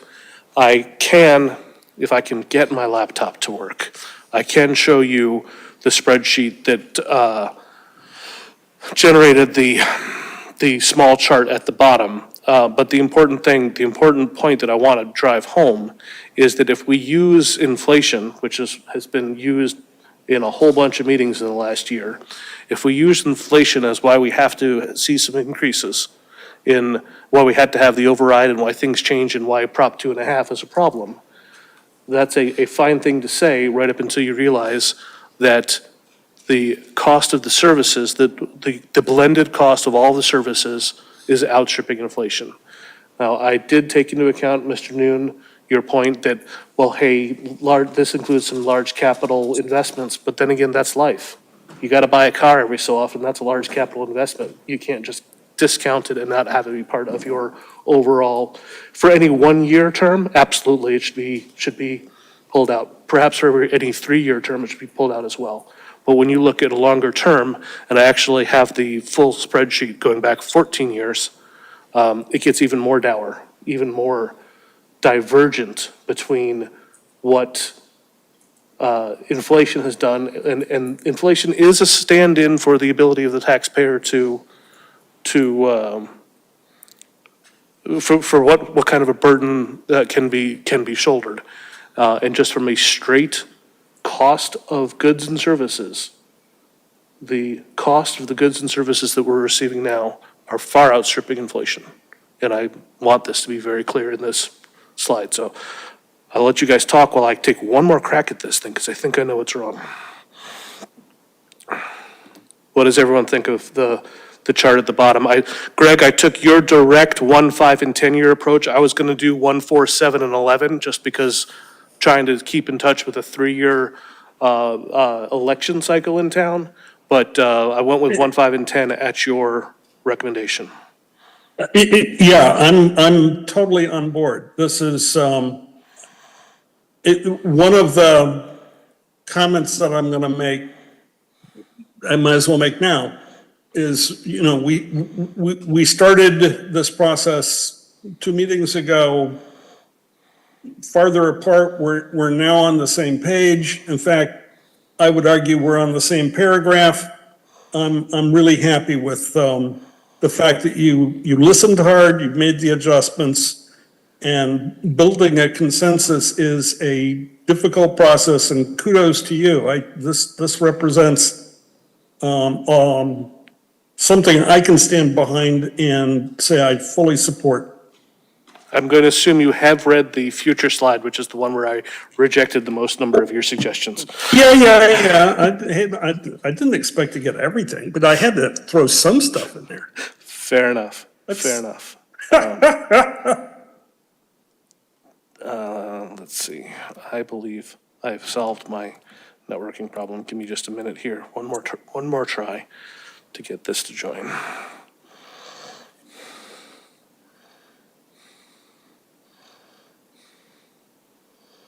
And yes, I have read the whole thing, so yes, I'm on board with this. Part of the reason why I'm going to rip sharing away from you is because when we get to the very end, I do have some input that I need to request from the committee. That's fine. With regard to that. I'll stop sharing. With regard to that spreadsheet in particular. Allison, looks like you're fixing to say something. Yeah, I'm just looking at the last bullet and where it says cost of services, should it be the increase in cost is outstripping inflation? Sure. Is that the right comparison? I kept reading it and thinking there's something missing, but it's late. I don't know if it's just me.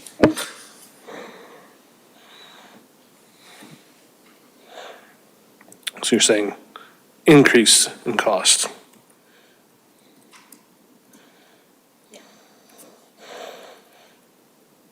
Yeah, I'm keeping everything capitalized on this one.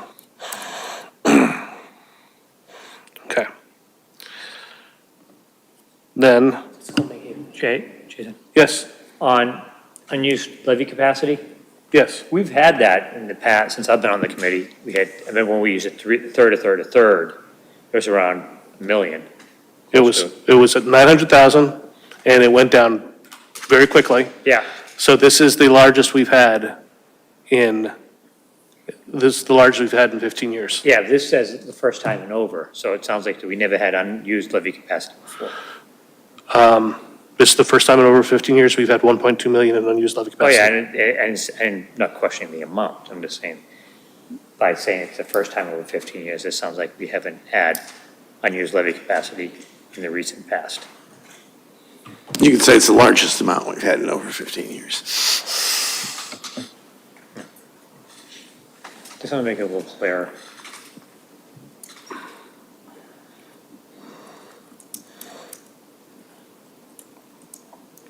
Yikes. Never type when people are watching. Channel your inner Christine. She is much better at this than I will ever be. Okay. Okay. Then, speaking of the recent Hold on, I did have an edit on that last one. So I think you're right that this operating override, the first bullet, is the most important here. You know, some of the rest of this, like the debt exclusion and stuff, is just sort of recapping history. And I think the operating override is something that's right there on everybody's mind that happened this year. I would have 3 bullets underneath that. One is saying, town approved the override of X in 2024. Override passed at the ballot by 50-50. And then finally, you could say the first override measure at the ballot in, I think it was 19 years or whatever. So the point is, in my view, on the slide isn't all these other items like debt exclusion and like reserves. Last couple of years have been excellent. Like these statements are just nice sort of talking points, but there's an opportunity here to emphasize to the town that, the override essentially lost by a few votes or passed by a few votes rather, could have lost by a few votes, that there's probably likely little tolerance in town for another override.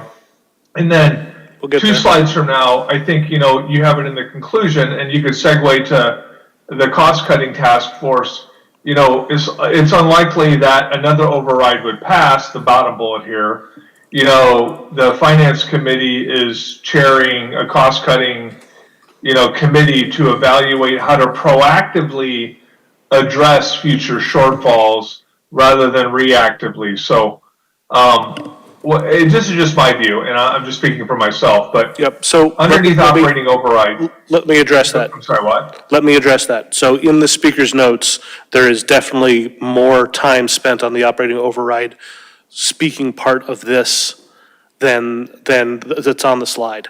But if you look at the recent past, the current and the near future, they all have call and response where I hit all of the points. So there is, these categories have hit call and response across the points. So, And that's fine, but. so that's we're why I in do have slide it this 2 way. here. Right. Right. Yeah, so we're on slide 2, and then, and I just pick on a couple of things, but like the reserves, last couple of years have been excellent, forecast not as bright. In the next sentence, like, you could cut those out completely, because they're not really telling the audience anything, and if they're gonna have this presentation in front of them at a PTO meeting or, a Women League of Voters meeting, it could just say reserves, have been stable, but deficits will, we expect deficits or whatever. But underneath override, it's like the second slide, first bullet, it's a way to actually capture what happened in town this year at that ballot vote. And it's lost completely in its presentation because it says, last ballot vote was too close for comfort. Oh, yeah, okay, all right. Well, what else? Debt exclusion. Oh, Boardwalk Campus, North Acton Fire Station, I get it. So it's it's just a. I understand where you're coming from, but I purposely am making sure to hit each of the buckets here for the call and response of how we move forward as well. Because if I don't mention the debt exclusion here, I don't set up the capital projects line for the future. I don't set up one of our main recommendations, which is that we do not want to have. So I don't want to go too far down the path of, we're gonna beat the dead horse of how close the operating override was, but I don't want to have this slide. But how, verbally? Like when you Yes. sit with somebody, Yes. nobody's gonna be listening. They're gonna be, like at a PTO meeting, they're gonna look at what's in front of them and, not be listening to what you're saying, and there's no like takeaway from it. And so my point though is, you could use that as a springboard to the cost-cutting committee, which I get the layout. I get absolutely what you're saying about the layout of the presentation and the flow, which is completely important. And the cost cutting committee should absolutely not be on the recent past because it's not something we've already done. Sure. So that's No, why I'm it's saying on the near future slide. Sure, absolutely. But the point here would be to lay the groundwork for the cost-cutting committee, is you could say, the ballot vote was 50-50. There's no appetite for another override as far as the ballot is concerned. Town meeting, of course, there is. But then later on, given there's no support for at the ballot, we feel it's proactive to address this with the cost-cutting committee. And you could say volunteers welcome or whatever. This is just my 2 cents. I know a lot of work's already been put into this, so I don't want to belabor the point. So hold those points and I'll come back to you in a couple of slides and you tell me if I'm still missing it. Because this is meant to be a just the facts slide from the recent past. This is history. This is not, this can't be changed. Then I want to drive home the concept. Yes. If it's just the facts, I think I agree with Dave a little bit about that first bullet. Just say, instead of saying too close for comfort, because that implies, I think, sentiment, just say like 0.7%. It passed by 0.7%. I support that as well. Third. I think it's more meaningful to people if you say 44 votes or. Yeah. 44 votes, and then in parentheses, 0.7%. I think that's the most impactful thing that this presentation can say is that ballot, and by the way, I forget the numbers, but I think it was 6,300 people or something like that voted. It is 44. Probably the greatest ballot turnout in 2 decades.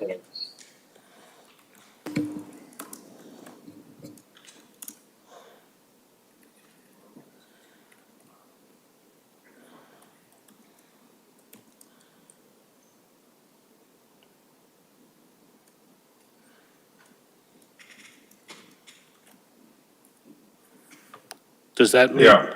Does that meet the recommendation?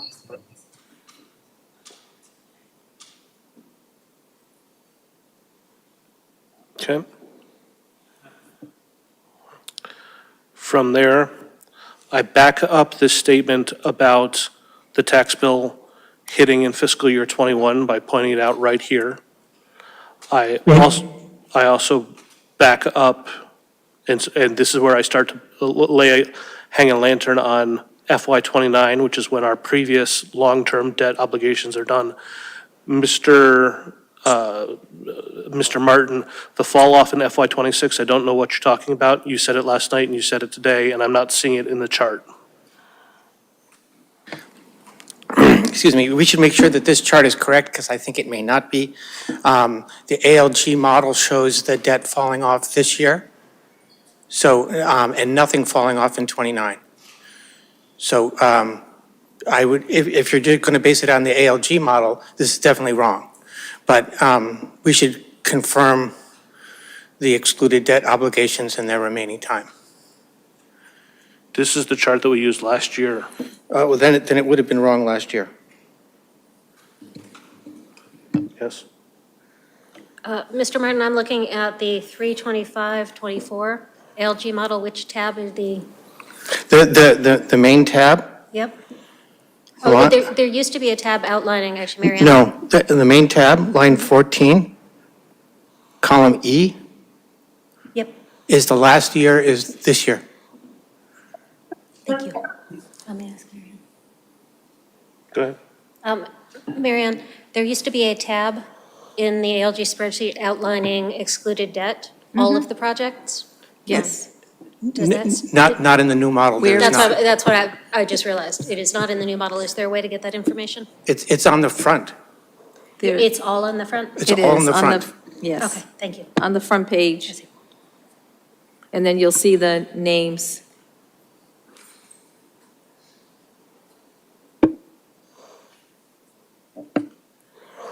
So it looks like we have to review this slide. I would question why it changed. Yeah, Just because it was moved from one tab to a different tab. and this is what And we I'd want used some last year. backup. I did not touch this Yeah, slide. we've been using the same information for several years now. Yeah. So we'll double check it, but. So from there, we go into the present day, and this is where, what do we do every year in ALG? We talk about what are we going to set, are we going to tax the max at 2.5 plus new growth? We talk about unused tax levy capacity, we talk about whether or not there's going to be an override or a debt exclusion. So I've got this explicit call and response of what we saw in the recent past and what we're focusing on today. And I'm leading the horse to water to the bolded point at the bottom here, which is you just dodged a bullet last year. Are you sure you don't want to start making some changes now? And laying the groundwork now is the cost-cutting initiatives, including specifically the Finance Committee cost task force, cost reduction task force. So it is in how you present it. It's absolutely in how you present it, but I'm trying to have there be the different topics that we always have to address every time we sit down and have a conversation in ALG. And while I'm aware of the fact that this particular presentation will also be shared with the PTOs, I don't want to have 5 bullets about how close the ballot vote was when I'm going to come back to it on this slide and say, you business as usual is coasting towards failure. That is going to hit people pretty hard. And if the summation of this slide is restructure in a planned way or do it in an emergency when your next override fails, because if you come and you'll see in the recommendations, we specifically say, hold off on the overrides as long as possible. So that's why I've structured it the way that I did. I hear you, Mr. Langhoff. I would say it's important to actually have the full presentation of the words are, which I did last meeting, but I did not do tonight. Yes, Mr. Nolde. I would like to see us move away from statements of conjecture and more towards statements of fact, similar to what we just did on the previous slide, where instead of saying we're coasting towards failure, make the statement that if we do the business as usual, year X, we're going to need another override. be specific in that way. We can't be that specific because we don't know what's going to be the result of the school costs, the school budget task force. We don't know if there's going to be another surprise somewhere else. I do not want to try and say there absolutely will have to be an override on date X because it can't stand behind that specific date. So we could, What I am saying is that business as usual is coasting towards another inevitable override in the near future, which is why I specifically say this is an unsustainable model but the electorate is not enthusiastic about an override. And we're probably not going to be able to pass another one in the near future. but surely we could put an envelope on it. We can put a minimum, min-max on when we think we would hit another override. Don't call me Shirley. And then on the next line, put sort of map to success. The map to success is we need to start cutting costs. That's what the next. And that's the next slide. My apologies.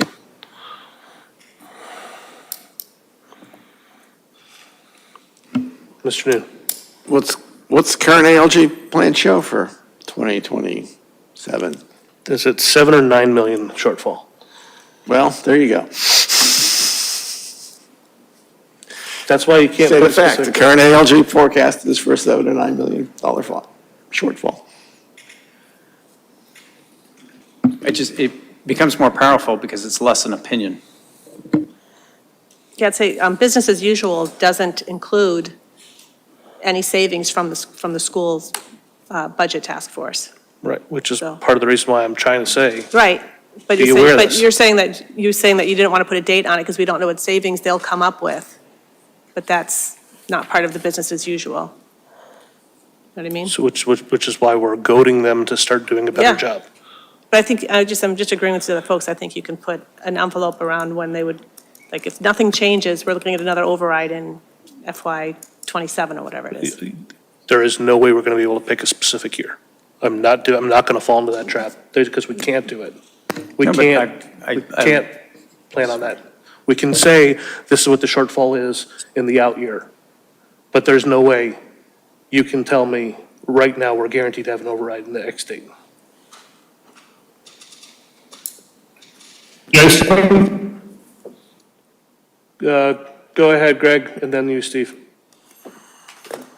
Yeah, you may have the solution in your bullets already, so I agree that business unusual, we can't continue the way we're going. That makes sense.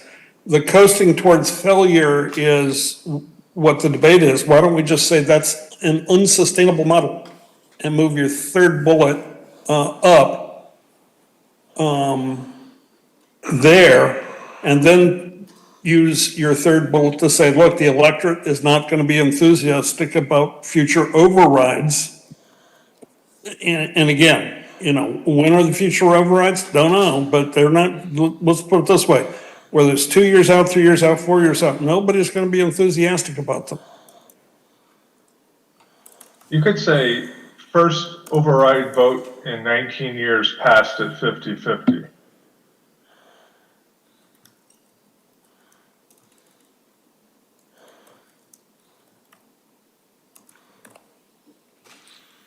I hear you. Go ahead, Mr. Noon. I was just going to go back to the point, there's an ALG plan that was in the warrant that has a number at the bottom. So we can put that, we can put that in the slide right here. We'll put that right there. I'll look it up. Okay, so what's the shortfall for? So it goes out 3 years, right? So we are looking at fiscal year 28, FY 28, because we're budgeting FY 26 at this time. Shortfall for fiscal year FY '28 is $3,027,485. That's it? I thought it was much worse than that, last I saw. Hold on a second, let me make sure I'm in the right. Yes, this is the A plan. The most recent plan, so, Yes, let's just look at what was in the warrant. okay, I'll look it up. Thank you. I'm looking at the Net three- position Yes. line? So fiscal year '28, So what was published in the warrant is 3,646,708.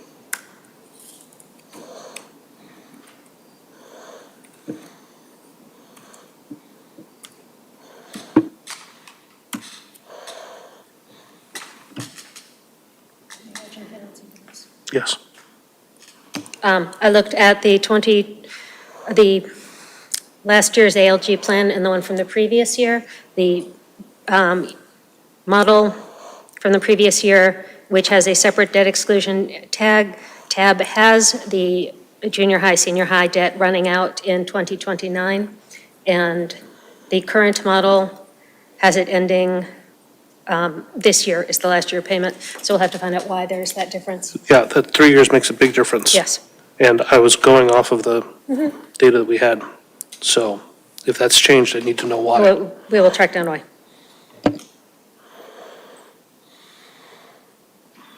Okay. I'll have to figure out how to make this fit on the slide.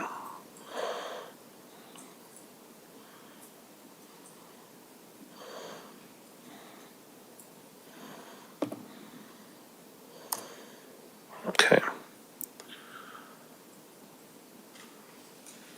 Near future. What are the Are notes? we done with that last slide? We're done with our last slide for now. I gotta pretty it up and make sure that it fits on the page. And we gotta validate. Just one last thought for me on it real quick. The terminology is, would you rather restructure in a planned way?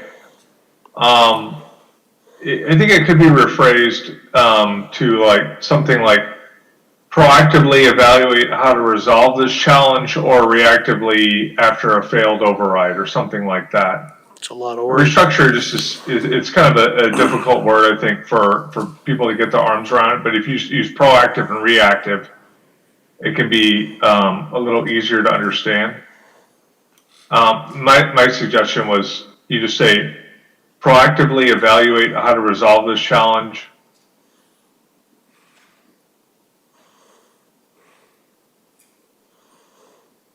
Or reactively after a failed override. My personal view is That's a lot of words. that third sub-bullet at the top under business as usual should just say last ballot vote passed 50-50, period. It is a fact, and the rest of this is like not enthusiastic or about overrides or whatever, like just state the fact, last ballot vote passed 50-50, then you save a line too. Dave, if I could be a nitpicker for a sec, it was close to 50 to 49.3. There were, whatever you want to call it, 0.07% that That's why I'm voted trying to blank. avoid all this and just talk. And that's Yeah, fine, close say to 50.1 versus 49.9 or whatever, but yeah.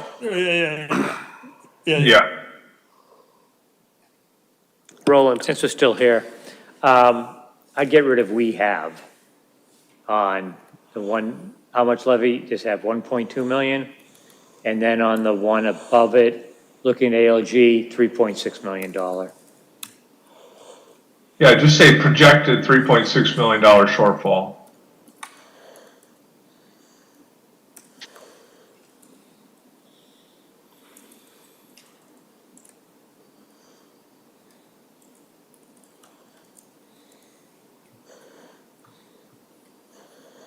ALG projected, instead of projected ALG.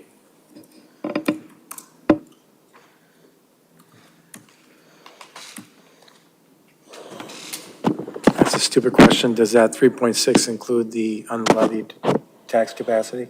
Some of it being used, yes. Okay. Yes.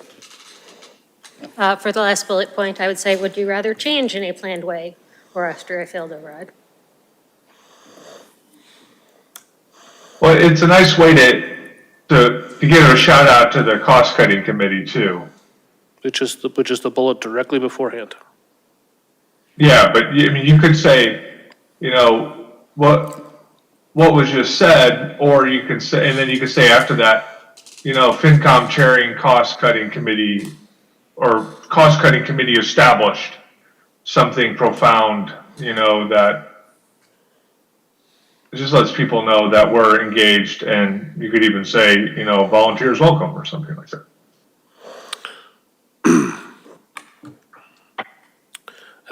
I would prefer we we don't use this as an advertisement for our other subcommittee. I believe this has to stand on its own. Would you rather change in a planned way or react I agree. or react after a failed override?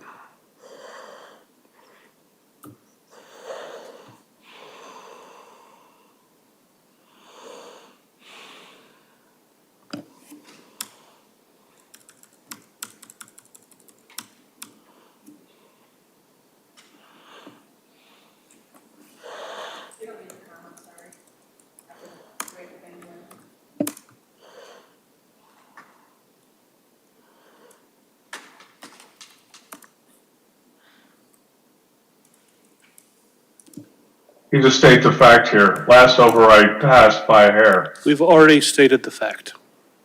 Another override is a high-risk event, it's a high-risk venture. It's a high-risk proposition.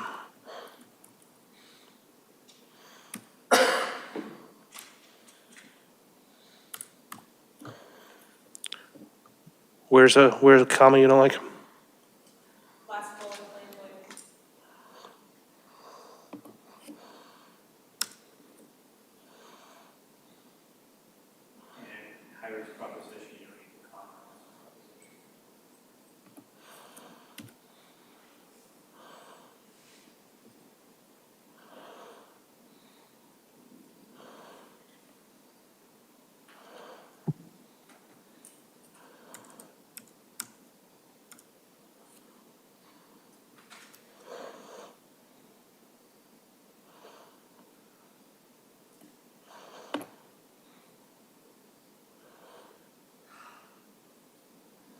Adam.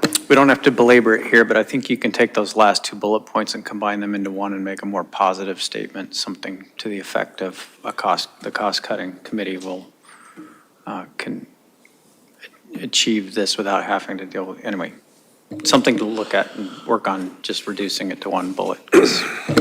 So the reason why I had it as two separate bullets is because, and the reason why the final bullet is the only thing in the presentation that is bold more than anything else, is that line is the single greatest takeaway from this presentation, in my opinion. So everything leading up to this line has been preamble, predicate, letting us know where we came from, the predicament we find ourselves in. And I'm trying to have this line land as the do it now or do it at the edge of a knife. Which would you prefer? Scott? I hate making edits, but the line that you're trying to emphasize, it's not really a bullet. You leave the bullets going down, you take the bullet point, and you just leave it on the bottom as a statement. So it's not a sub-part of your bullet point. You highlight it as a comment below your text box things. And it stands out by itself that way, the way you have it. It's just that it's not a bullet. Because it doesn't fall immediately to the groundwork. It's just, as you said, it's a statement on the whole slide. So you just do it as a statement, however you want to write it. I liked your previous wording better. I didn't have an issue with your wording. I'm just saying you just drop it and don't make it a bullet point. Yeah, I had a similar suggestion. I would leave the wording, and you could, if you just change the bullet choice, like go under home up at the top, and you could choose different bullets, like something else to punctuate it a little bit better, like, yeah, right under there, like the arrows or the ones down to the left there. I don't know, I personally like those a little bit better. Yeah, that's just my view.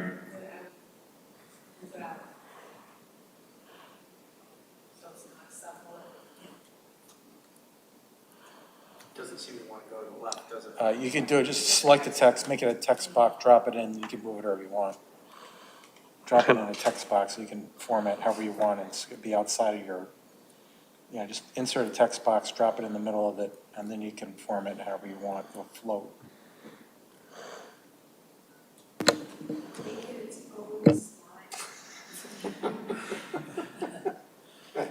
Insert text box, draw a text box. I hear you. Yeah, then draw your text. I hear you.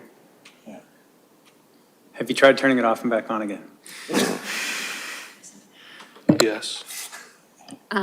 Recognizing the need or the desire to publish this as soon as possible, I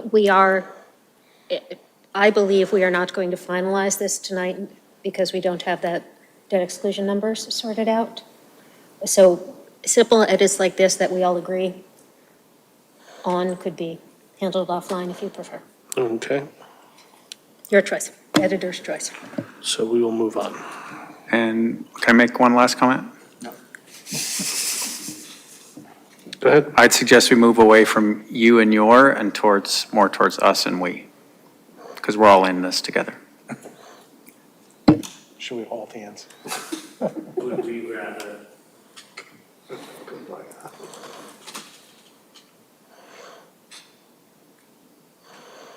Okay, I'll fix the formatting of that later.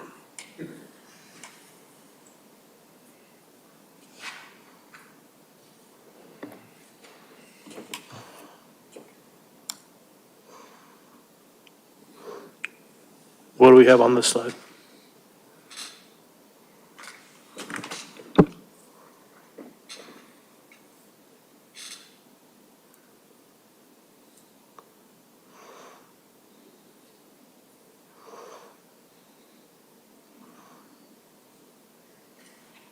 Hearing none. I don't have any problems with anything on this slide, but on the next slide, the work to rebalance between school and municipal budgets, I wonder if that should be a nearer term objective than 5+ years out? So I'd love to see it happen quickly, but nothing happens quickly in government. So what we're trying to do, what I'm trying to make sure that we drive home on the near future is that we, if we identify something and we can start moving on it, great. That's why I do right on this slide, I have them implement plans for these cost savings. But I understand if you're saying that on this next slide, which point? The last one. It's the last bullet, the Yeah, last. we can't do that in 2 years. I mean, there's no way we can do that in 2 years. This is a 10 to 15-year process of rebalancing the population in town. Okay. So I don't see how we could possibly get it done in 2 to 5 years. Okay, I'll just say that in the 10 years, like you had the chart up there, the table before showing the last 10 years, in that time, the population of Acton has gone up by about 3%, while our student population has gone down by about 12%. So the population is shifting, and if we wait another 5 years, it just keeps shifting more. I just throwing that out understand, there. but I don't see how we can I don't see how we're going to do that in 2 years. But we're talking about the split, the 33-66 split, basically? Is that what you're referring to here? No, I'm talking about the percentage of people in town who go to the schools versus the overall population. So that's more the, we got 84% of 5,300 students in this town, and we've got a population of 26,000. That's what we have to work to rebalance. Okay, I guess then, so the bullet says work to rebalance between school and municipal budgets. So that to me sounds like the split you're talking about, the 33-66 split.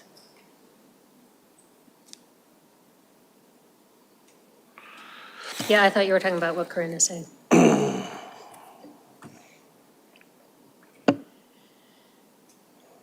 My recollection, having run the numbers last year, is that the balance is right now at, if you consider Minuteman and the school district, it's actually at or very close to the 33-66 split. But I can't find those numbers in front of me. I don't want to codify 3366 in any way, shape, or form. I don't want to get anywhere near that in this slide. No, I don't want, I don't want it to be, I would be happy that it's not codified. I listened to the last meeting that you folks held, and it sounded like, I think somebody used the word, it's like an unwritten law. So.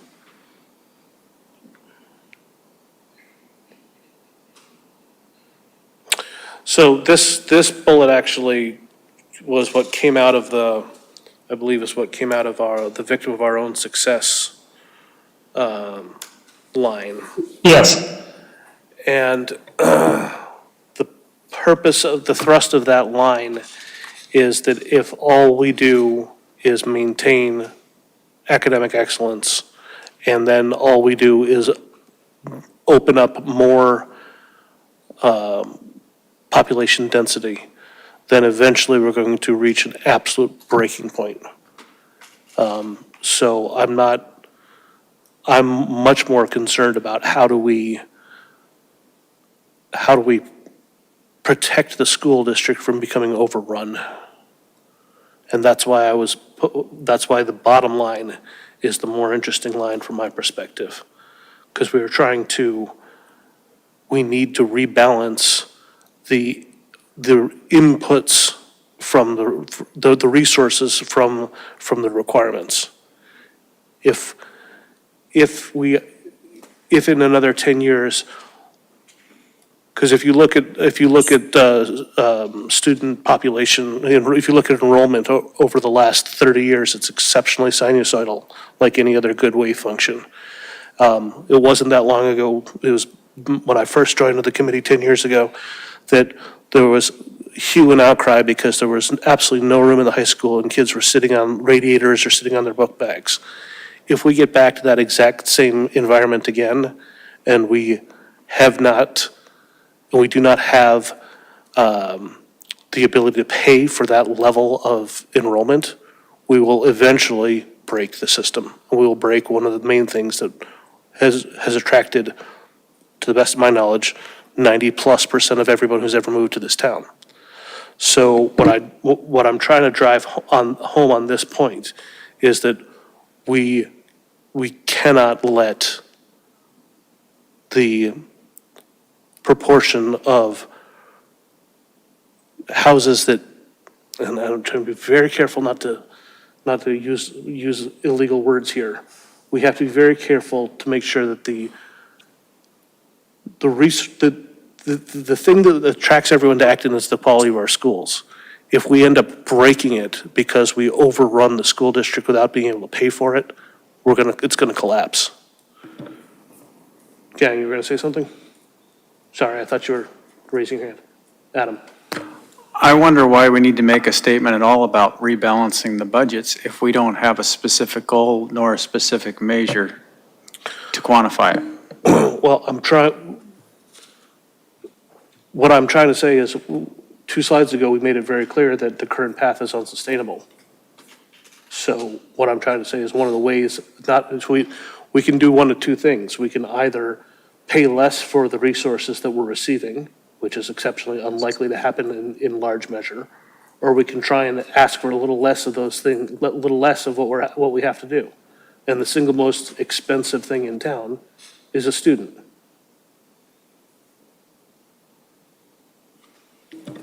Yeah, but I don't see how that equates to rebalancing something without a goal or a target for rebalancing it.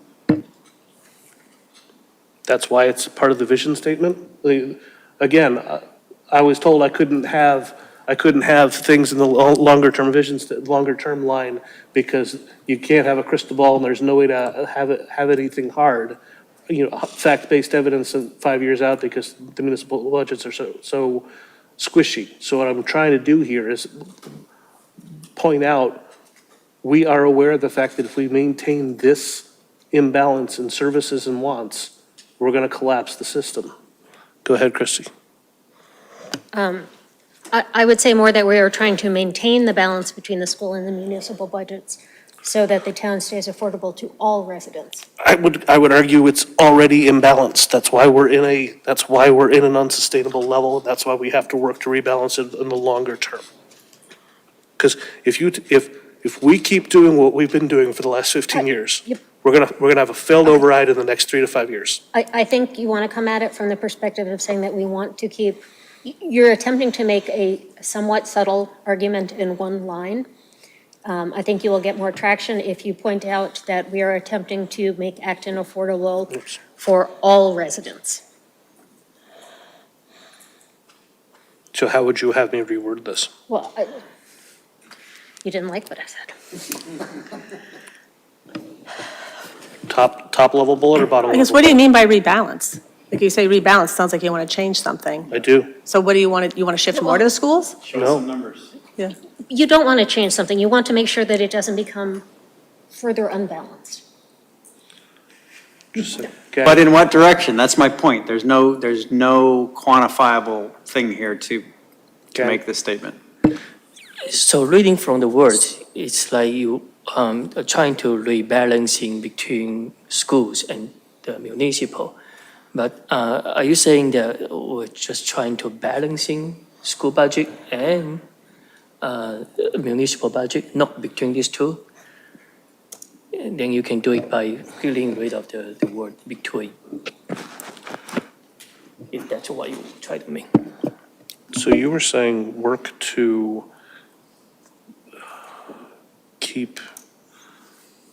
maintain affordability.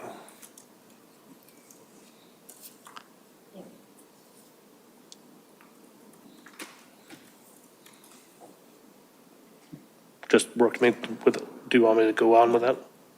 Work to maintain affordability?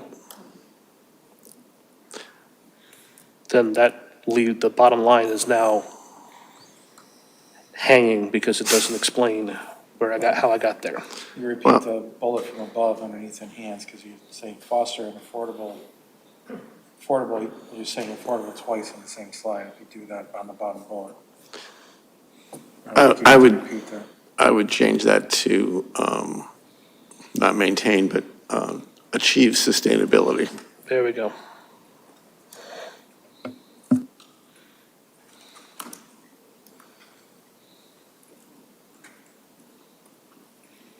Yes, Christi.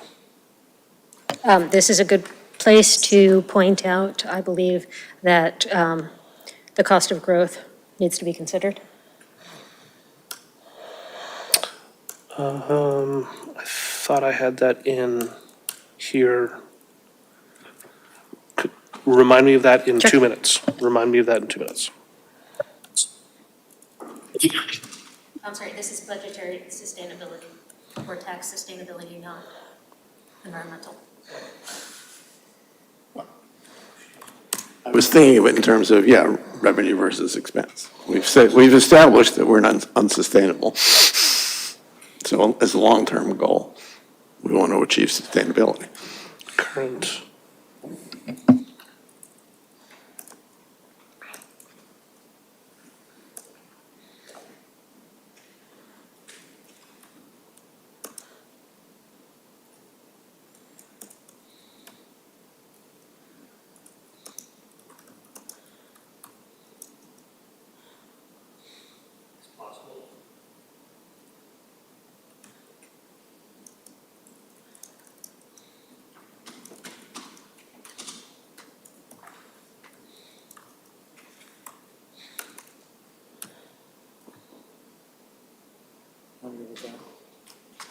That works? That works for me. Yes, Christi. Minutes to it, but- My thought initially with fiscal sustainability was that we were looking at it for taxpayers, and that we were specifically trying to call out. As I mentioned, as a citizen at our last meeting, I am concerned about my ability to afford retiring here in the direction that the taxes are going and the potential changes that would increase those. Well, isn't that inherent in getting to fiscal sustainability? Because if you're unable to pay your taxes, then, or if too many people are unable to afford their taxes, or if too many people decide to cut and run when the kids graduate from high school, then it is not fiscally sustainable. I have heard what I would view as cold perspective, that's time for me to sell my house and move somewhere cheaper. So we're trying to, but I would argue that it's in the working to achieve fiscal sustainability is what what we're trying to do here. We're trying not to force people out, but still be able to maintain everything that we that attracted us to this town to begin with. If you're saying it's not explicit enough in this bullet, we can work on that, but I would say it's implicitly in there. If there's, how would you focus this more to what you're looking at, to what you're looking for? Honestly, it's late enough that I cannot To achieve fiscal sustainability. wordsmith very well right now. Christi, are you thinking something more like fiscal sustainability without raising taxes kind of a comment? Because you can get to fiscal sustainability by just raising the taxes. No, you can't. Well, it gets to his No, you point can't, because about then you it will need the fall overrides. apart. No, fiscal unsustainability is tax increases. If we continue to let our expenses grow faster than our revenue does, it only means tax increases.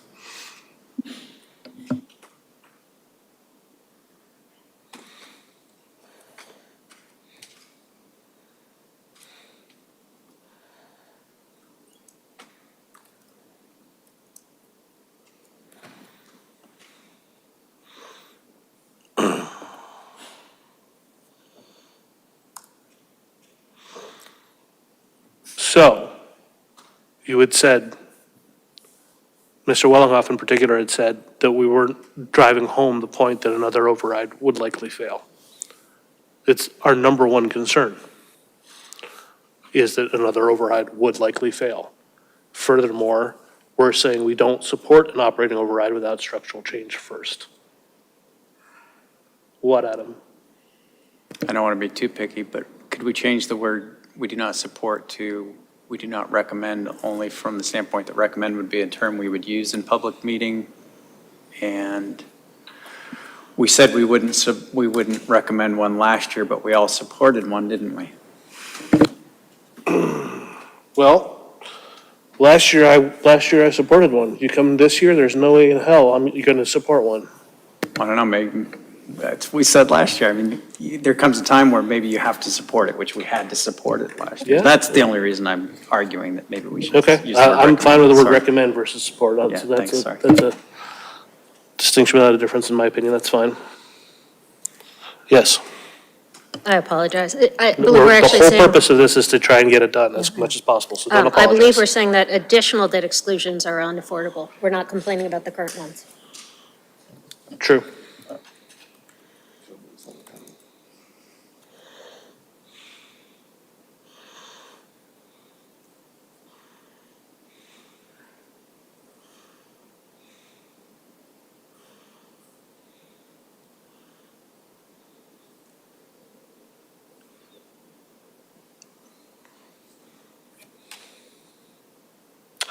Greg, Dave, any comments on this, or do we go to the next one?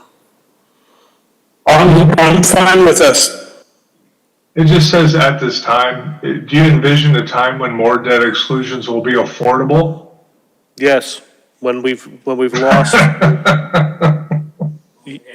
I would remove at this time. when we paid off all the ones that we're looking at, that we're paying off now, then it becomes more affordable. I have a question about and it was on a previous slide too, about the Minuteman costs. So they have a brand-new building. We don't anticipate any new debt exclusion from them for quite a while, right? That debt exclusion that's there, that's for paying off the building? The new building? Yes, So right now, aren't the cost increases really just because more students are going there? yes, now. So Well, over the last couple of years, over the last 5 years, we keep having debt exclusions. They keep taking out bonds, they Oh. keep getting piled on. That should be over now. Okay. Should be. Go ahead. We're almost dialed in. Our tuition is based on a 5-year rolling average of population, which has vastly increased. We have hit our limit on number of students unless other towns decide to stop. And there has been a sizable budgetary increase as they get everything established because it's a new school building and they've changed the program some. So the changes aren't only from that. But that hopefully is all leveling out. And it has been bad. It has been, the increases, the year-over-year increases on the Minuteman side have been absolutely eye-popping. But because it is a rolling 3-year average, it should start to level off and should start to get better. Now, that said, even last year, Dave Martin and I were at a meeting of their superintendent who was talking about, well, since we're already at capacity, let's add some more buildings. And I believe that was met with a resounding no thank you. Ms. Nichol, would you like to speak? Thank you. I just have a question about the second to the last bullet. What does monitor turnover mean? Is that in staff or residents? I'll be more clear.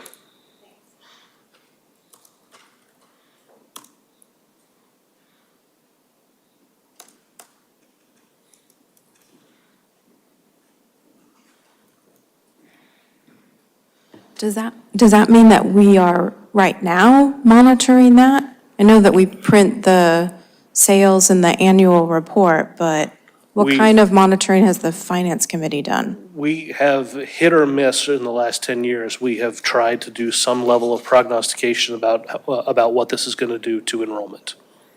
And it's not something we've done on a regular basis. It's not part of what we present every year, but it is something that we have asked for reports. Unfortunately, last time I did it was Brian McMullen.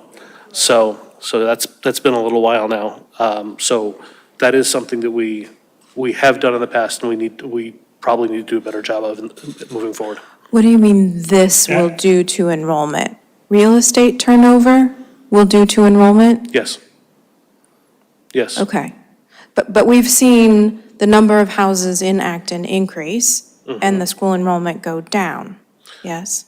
And again, 10 years ago, we were bursting at the seams. Yep. So we have to start figuring out how to do a better job of projecting enrollment. Otherwise, we're going to get caught completely off guard at some point.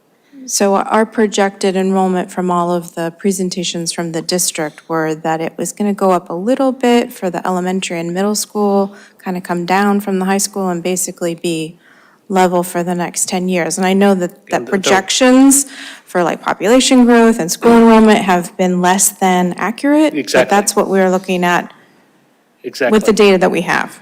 Right. Okay. So I, for one, don't believe that this committee should just take that analysis at face value. I think we should be doing our own.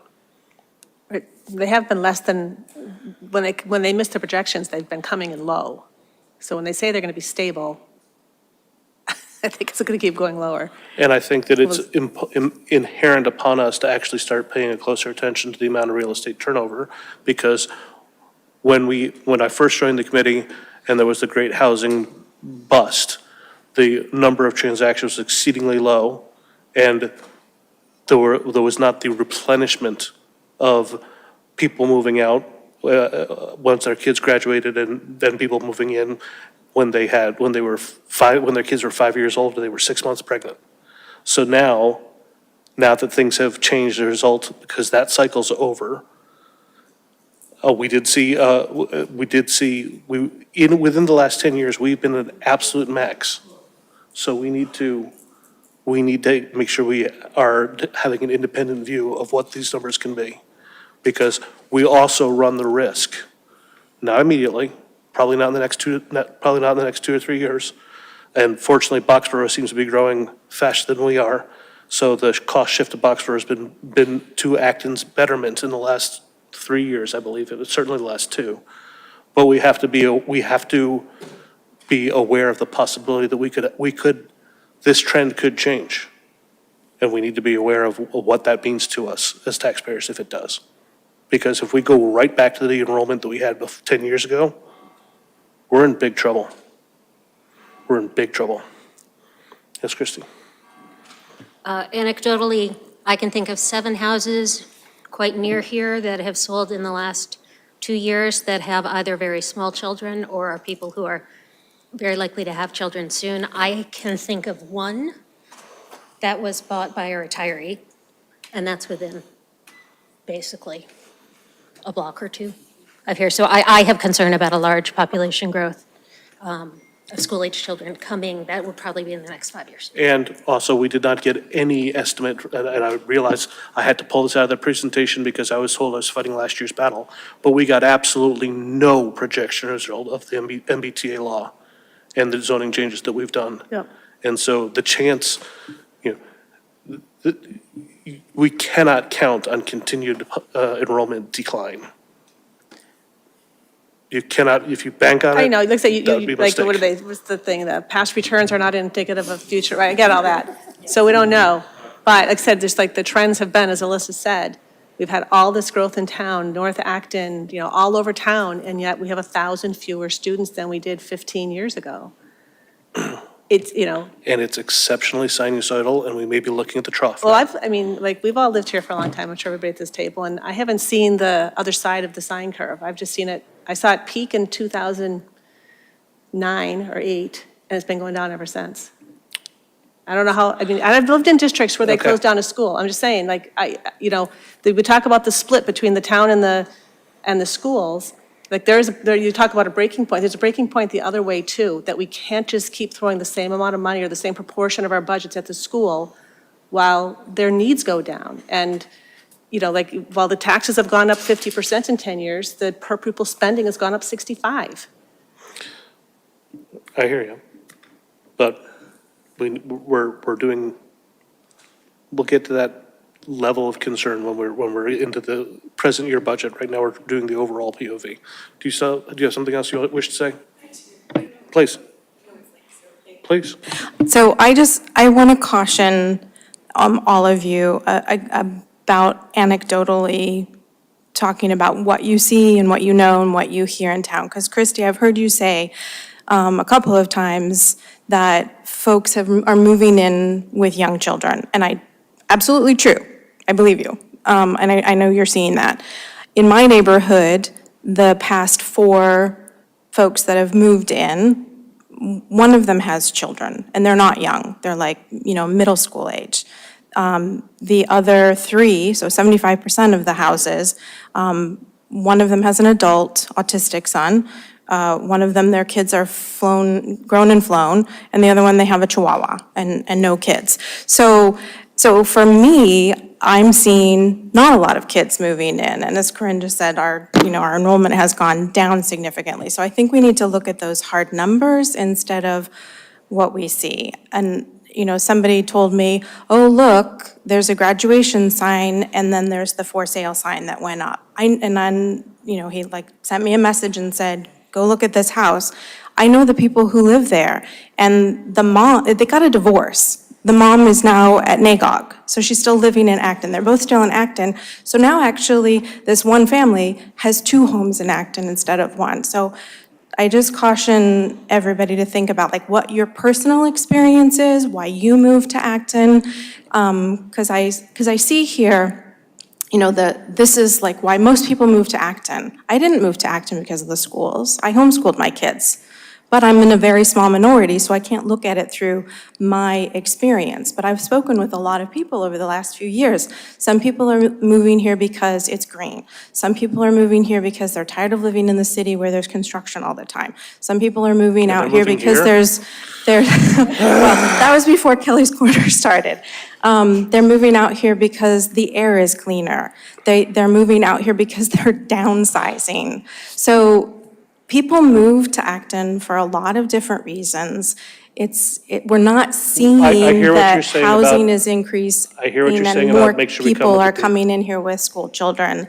And I think we need to look at data. So I'm glad that you're looking at real estate turnover and actually looking at numbers. And I just urge you all not to rely on anecdotal. It's really hard to do, right? You see what you experience. When I was pregnant, I saw pregnant women everywhere. I bought a new Prius, I saw Priuses everywhere. So just keep it in mind. That's all I'm saying. Thanks. Anyone else? Okay. On to the recommendation slide, which got too big for one slide. I had to break it into 2.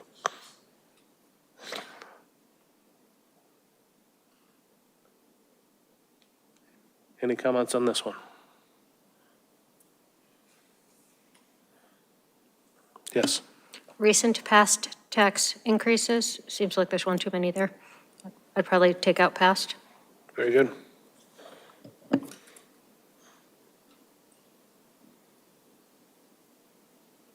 Did I just?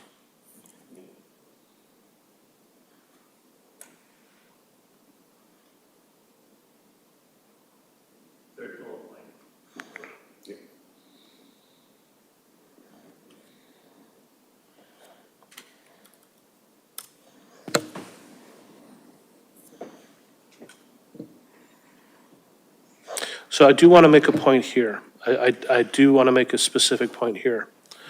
The select board spent a good amount of time, this will come up during the liaison report, but the select board spent a good amount of time last night talking about in preparation for ALG, and should we use unused tax levy capacity at all or not. And I do want to reiterate what I argued last year on ALG, which was I allow for the possibility to get from where we are now to where we need to be might require some short-term cost, short-term restructuring, short-term whatever to get from where we are to where we need to be. So while I don't want to, I absolutely do not want unused tax levy capacity to just be another way of delaying for a year or two the next override because they're using that as a short-term plug. I am not necessarily against use of unused tax levy capacity next year if it is part of a direct path to a restructuring. Is that clear? I think that highlights my point of the difference between recommending something and supporting something with good necessary evidence. So, is that, are we all in agreement that that's the position of the committee on use of unused tax levy capacity? That it's not just a way of staving off an override for a year? It's use it if it's to a specific goal. Yes, Christi.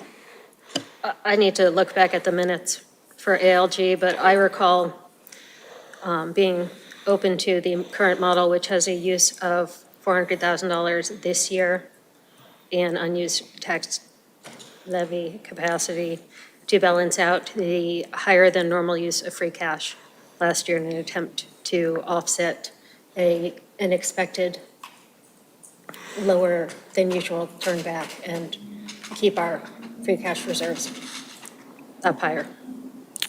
Get our free cash Yeah. balance at the 3% number. Yes. Fair enough. Adam. The second bullet and the second topic, I'd be more specific and state that an override has a perpetual exponential impact on taxpayers. Yeah. Just the facts, man. Perpetual compounding, it's not exponential, it doesn't go up a factor of 10. It's still exponential.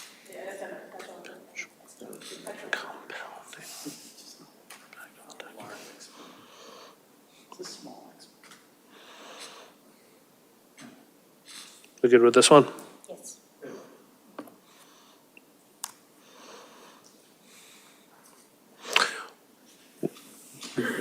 We will verify the debt chart because there's clearly a discrepancy that must be remedied. So we'll hold off on this top recommendation. The debt chart I was looking at is the data that we've been looking at for years, so I'm very, very curious to see why there's a discrepancy there. Go ahead. We could word that as until the junior high school, senior high school debt is retired. Let's solve for it at our next meeting and be done with it. Okay. A new comprehensive plan.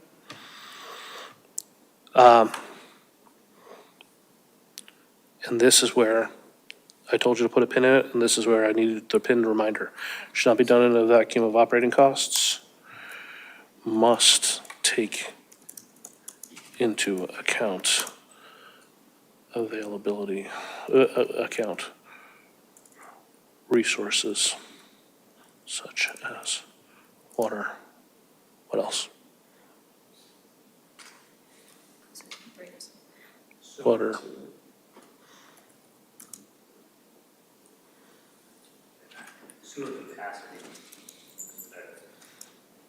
Yep, go ahead. I'm sorry, I'd like to make a distinct separation here between sewer capacity, which is infrastructure. Water is in fact a limited resource similar to land. We don't make enough under the current system. There is no plan, as I know it, to attempt to recharge our aquifers. And it is unclear to the water district, since they have been unable to get information about expected growth, how that growth would fit into their current plans that have to be negotiated with the state on drawing water from our current. Must take into account sustainability of limited resources. Thank you.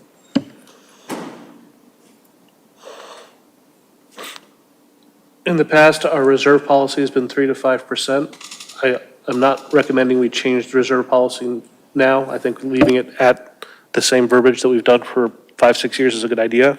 But I think we should recommend that it should be closer to the 3% of total spend, unless they're starting to earmark things, because I'm not against saying, we know we're gonna need another ambulance, or we know we're gonna need another fire truck, or we know we're gonna do X, Y, and Z project, and as a result, we're holding however many hundreds of thousands of dollars over and above the 3%, because we know exactly what we plan on doing with.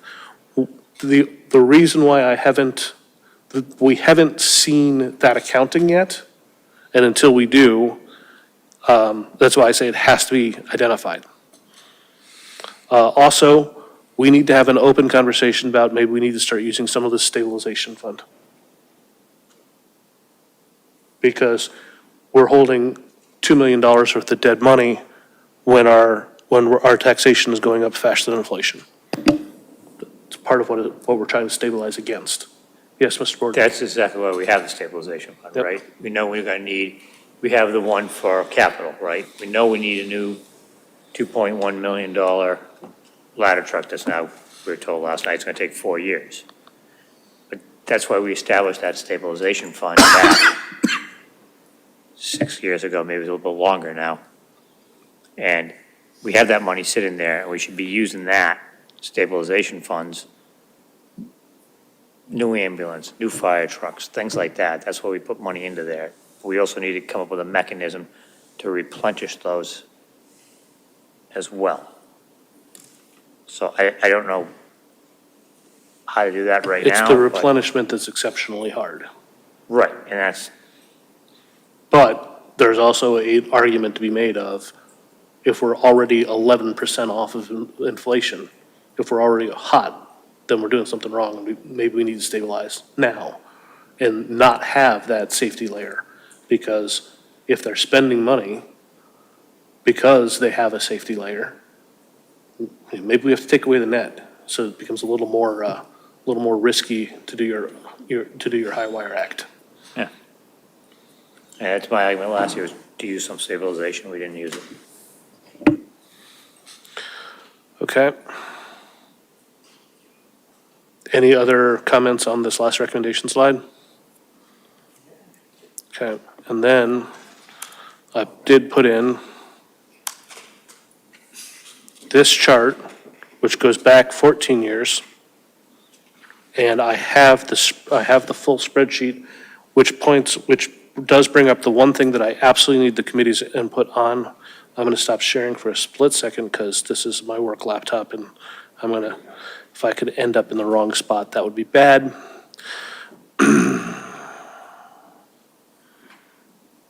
Go ahead. Formatting wise, the labels of the lines took me a little bit to find, and maybe it's just because my brain is slow at this time of night, but if you could make the labels maybe be next to the lines, so it was easy to just tell what they were, or not. I will see what I can do. I'm not great at making the charts, but let me see what I can do. There we go. There. There. And there we go. Let's make sure this crops up properly.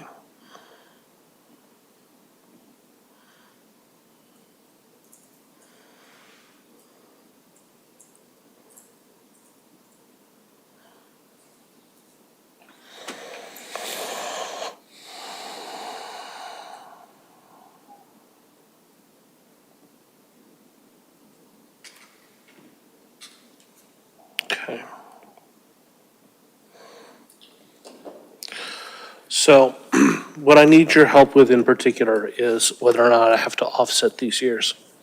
So the inflation chart is obviously on a calendar year because that's how they do it. And we have the joy of having our fiscal year start smack dab in the middle of the calendar year. So since our FY25 started halfway through '24, I counted the budget, the new amount of the average single-family tax bill that was approved in May of 2024, as I compared it, because that's the FY25 number hits in 2024. Do I need to skew this entire row one way or the other, or is this the right mashup of the dates?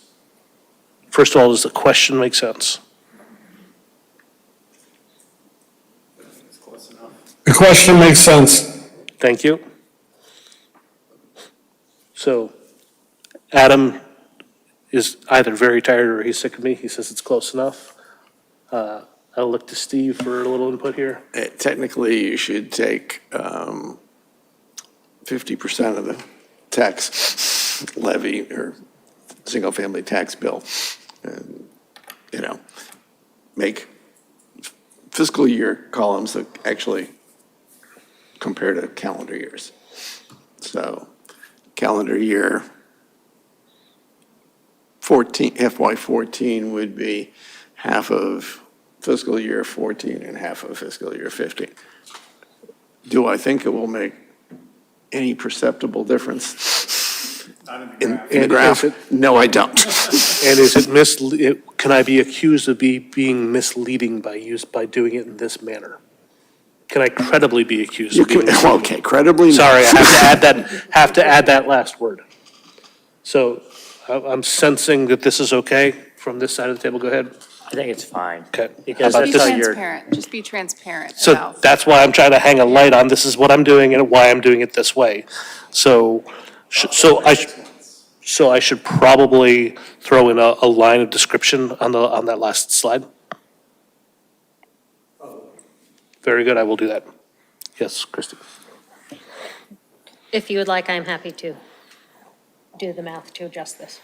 I don't want us to do that because then we will have to redo that every subsequent time of doing this. And/or, God forbid, we forget to do it one year. Or make an error. So if this is, again, I think if we're looking at a single one-year data point, then it could be germane. Right. But as soon as we get into a 5-year, 10-year, 14-year chart, Averages out. it comes out in the wash. Okay, my vote is to leave it as is. very good. Okay, so on this slide here, I need to add something. I need to make you want me to make these description lines bigger? I personally would love them to be text boxes over the lines, Oh, I can do that. just up there. I can do that. And on the blue line, you want to spell out cumulative, because you have it spelled out on the red line. Well, it's because it's what got brought in automatically from the chart. I'm sorry, that raises a good point.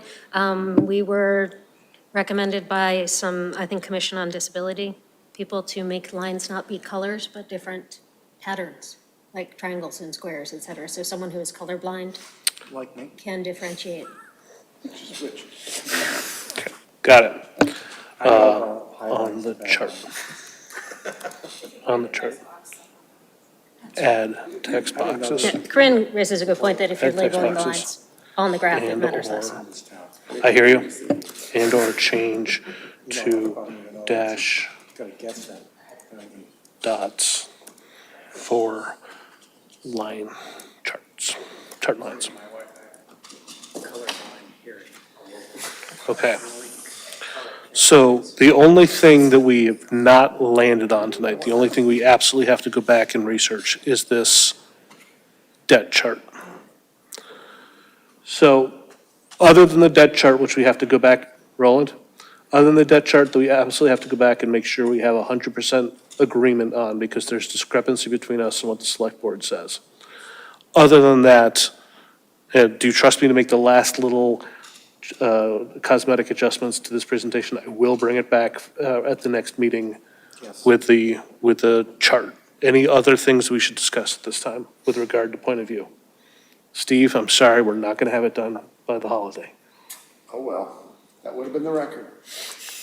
I was trying, trust me, I was trying.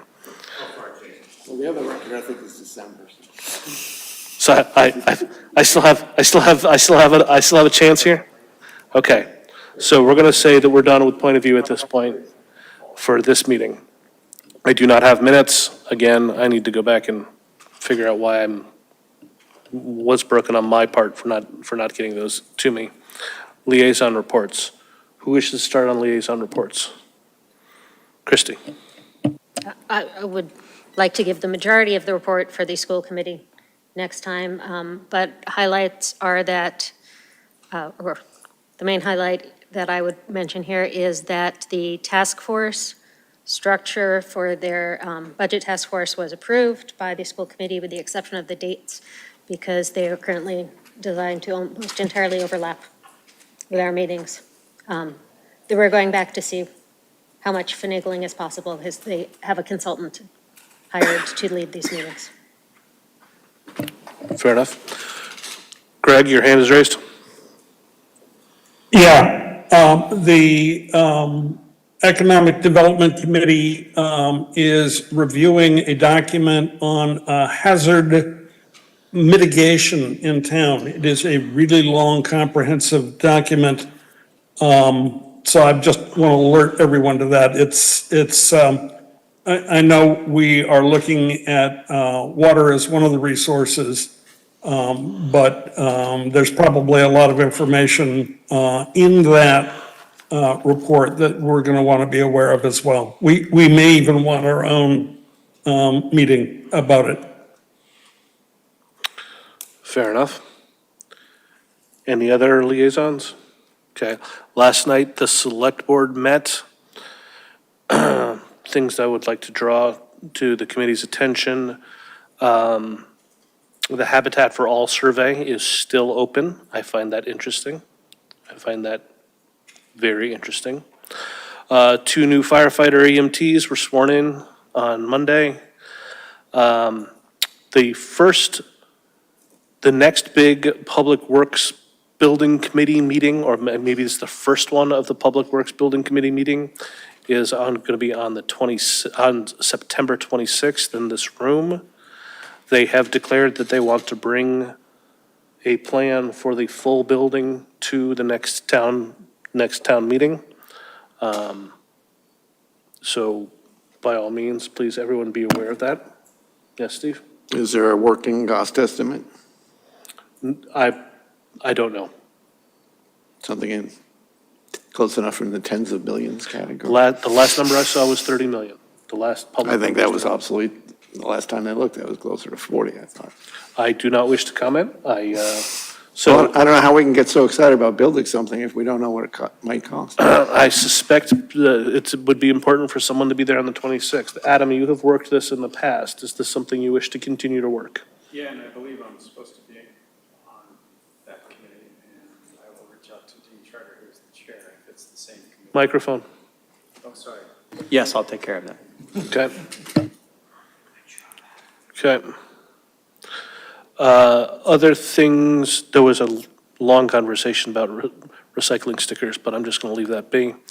ARPA, it's important to point out that I believe we have a deadline at the end of the end of this calendar year. They are shuffling some money around to make sure to leave no money on the table. I think we might want to ask for a final recap on ARPA. I don't think we want to insert ourselves between now and the end of the year. I think we should just encourage them to make sure that they leave no money on the table and then come give us a final recap in January, if that's acceptable to the rest of the committee. There was a presentation very late in the day, second to last item, which is the budget process for the new year. The town manager did lay out a couple of dates that I want to bring to everyone's attention. Budget Saturday on a Tuesday is going to be on 113, 114, 115, and 121. It's going to be some combination of 2 out of 3 of those dates. Being that it's in January, we have to pay attention, we have to worry about storms. I think it's great that he's already sort of trying to plan around it. I do think it's important that we get our point of view over to them nice and early this year, because they're definitely trying to get things moving. At least one select board member said she couldn't believe we were talking about the budget in August, so I thought that was fun. Let's see, the other, revenue number, although there is no free cash estimate this time, and we have to wait for it to be, audited, et cetera, et cetera. The revenue side is looking about 1.7 million to the good, and the expense side is looking pretty much exactly flat. So there is the possibility of a lower than usual overall turn back. We will obviously wait for a more official number, but the worry of being over the 5% free cash limit is that worry has been removed. The main concern is making sure that we stay above the 3% number. 70,000 Yeah. and change. Yeah, that's strictly on the expense side. The revenue side was 1.7 million to the good. So, let's see, what else do I want to say on this?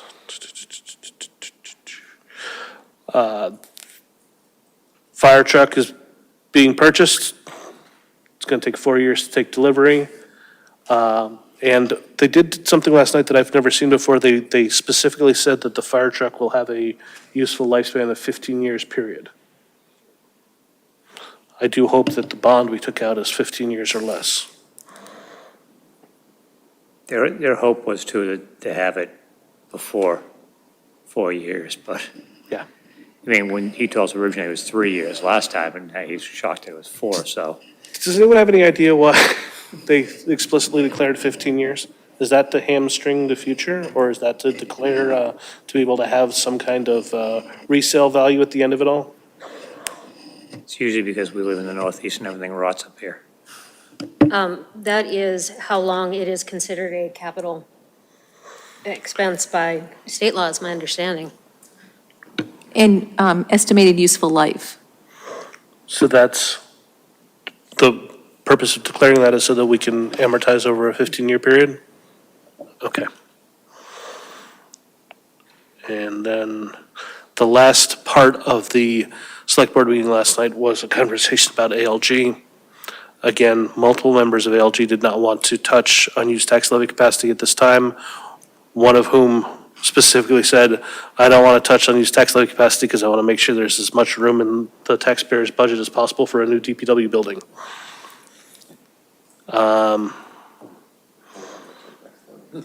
There's not that much on you. Indeed.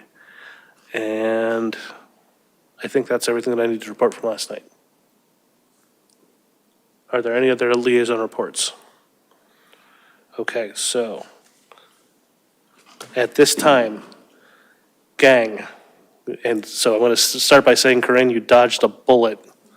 Gang, as the newest member of the Finance Committee, the last person to have been sworn in, it is our normal hazing ritual that you, as the newest member of the committee, are the one who we turn to when we are tired and the day is over and we wish to go home, and we ask you to please make a motion.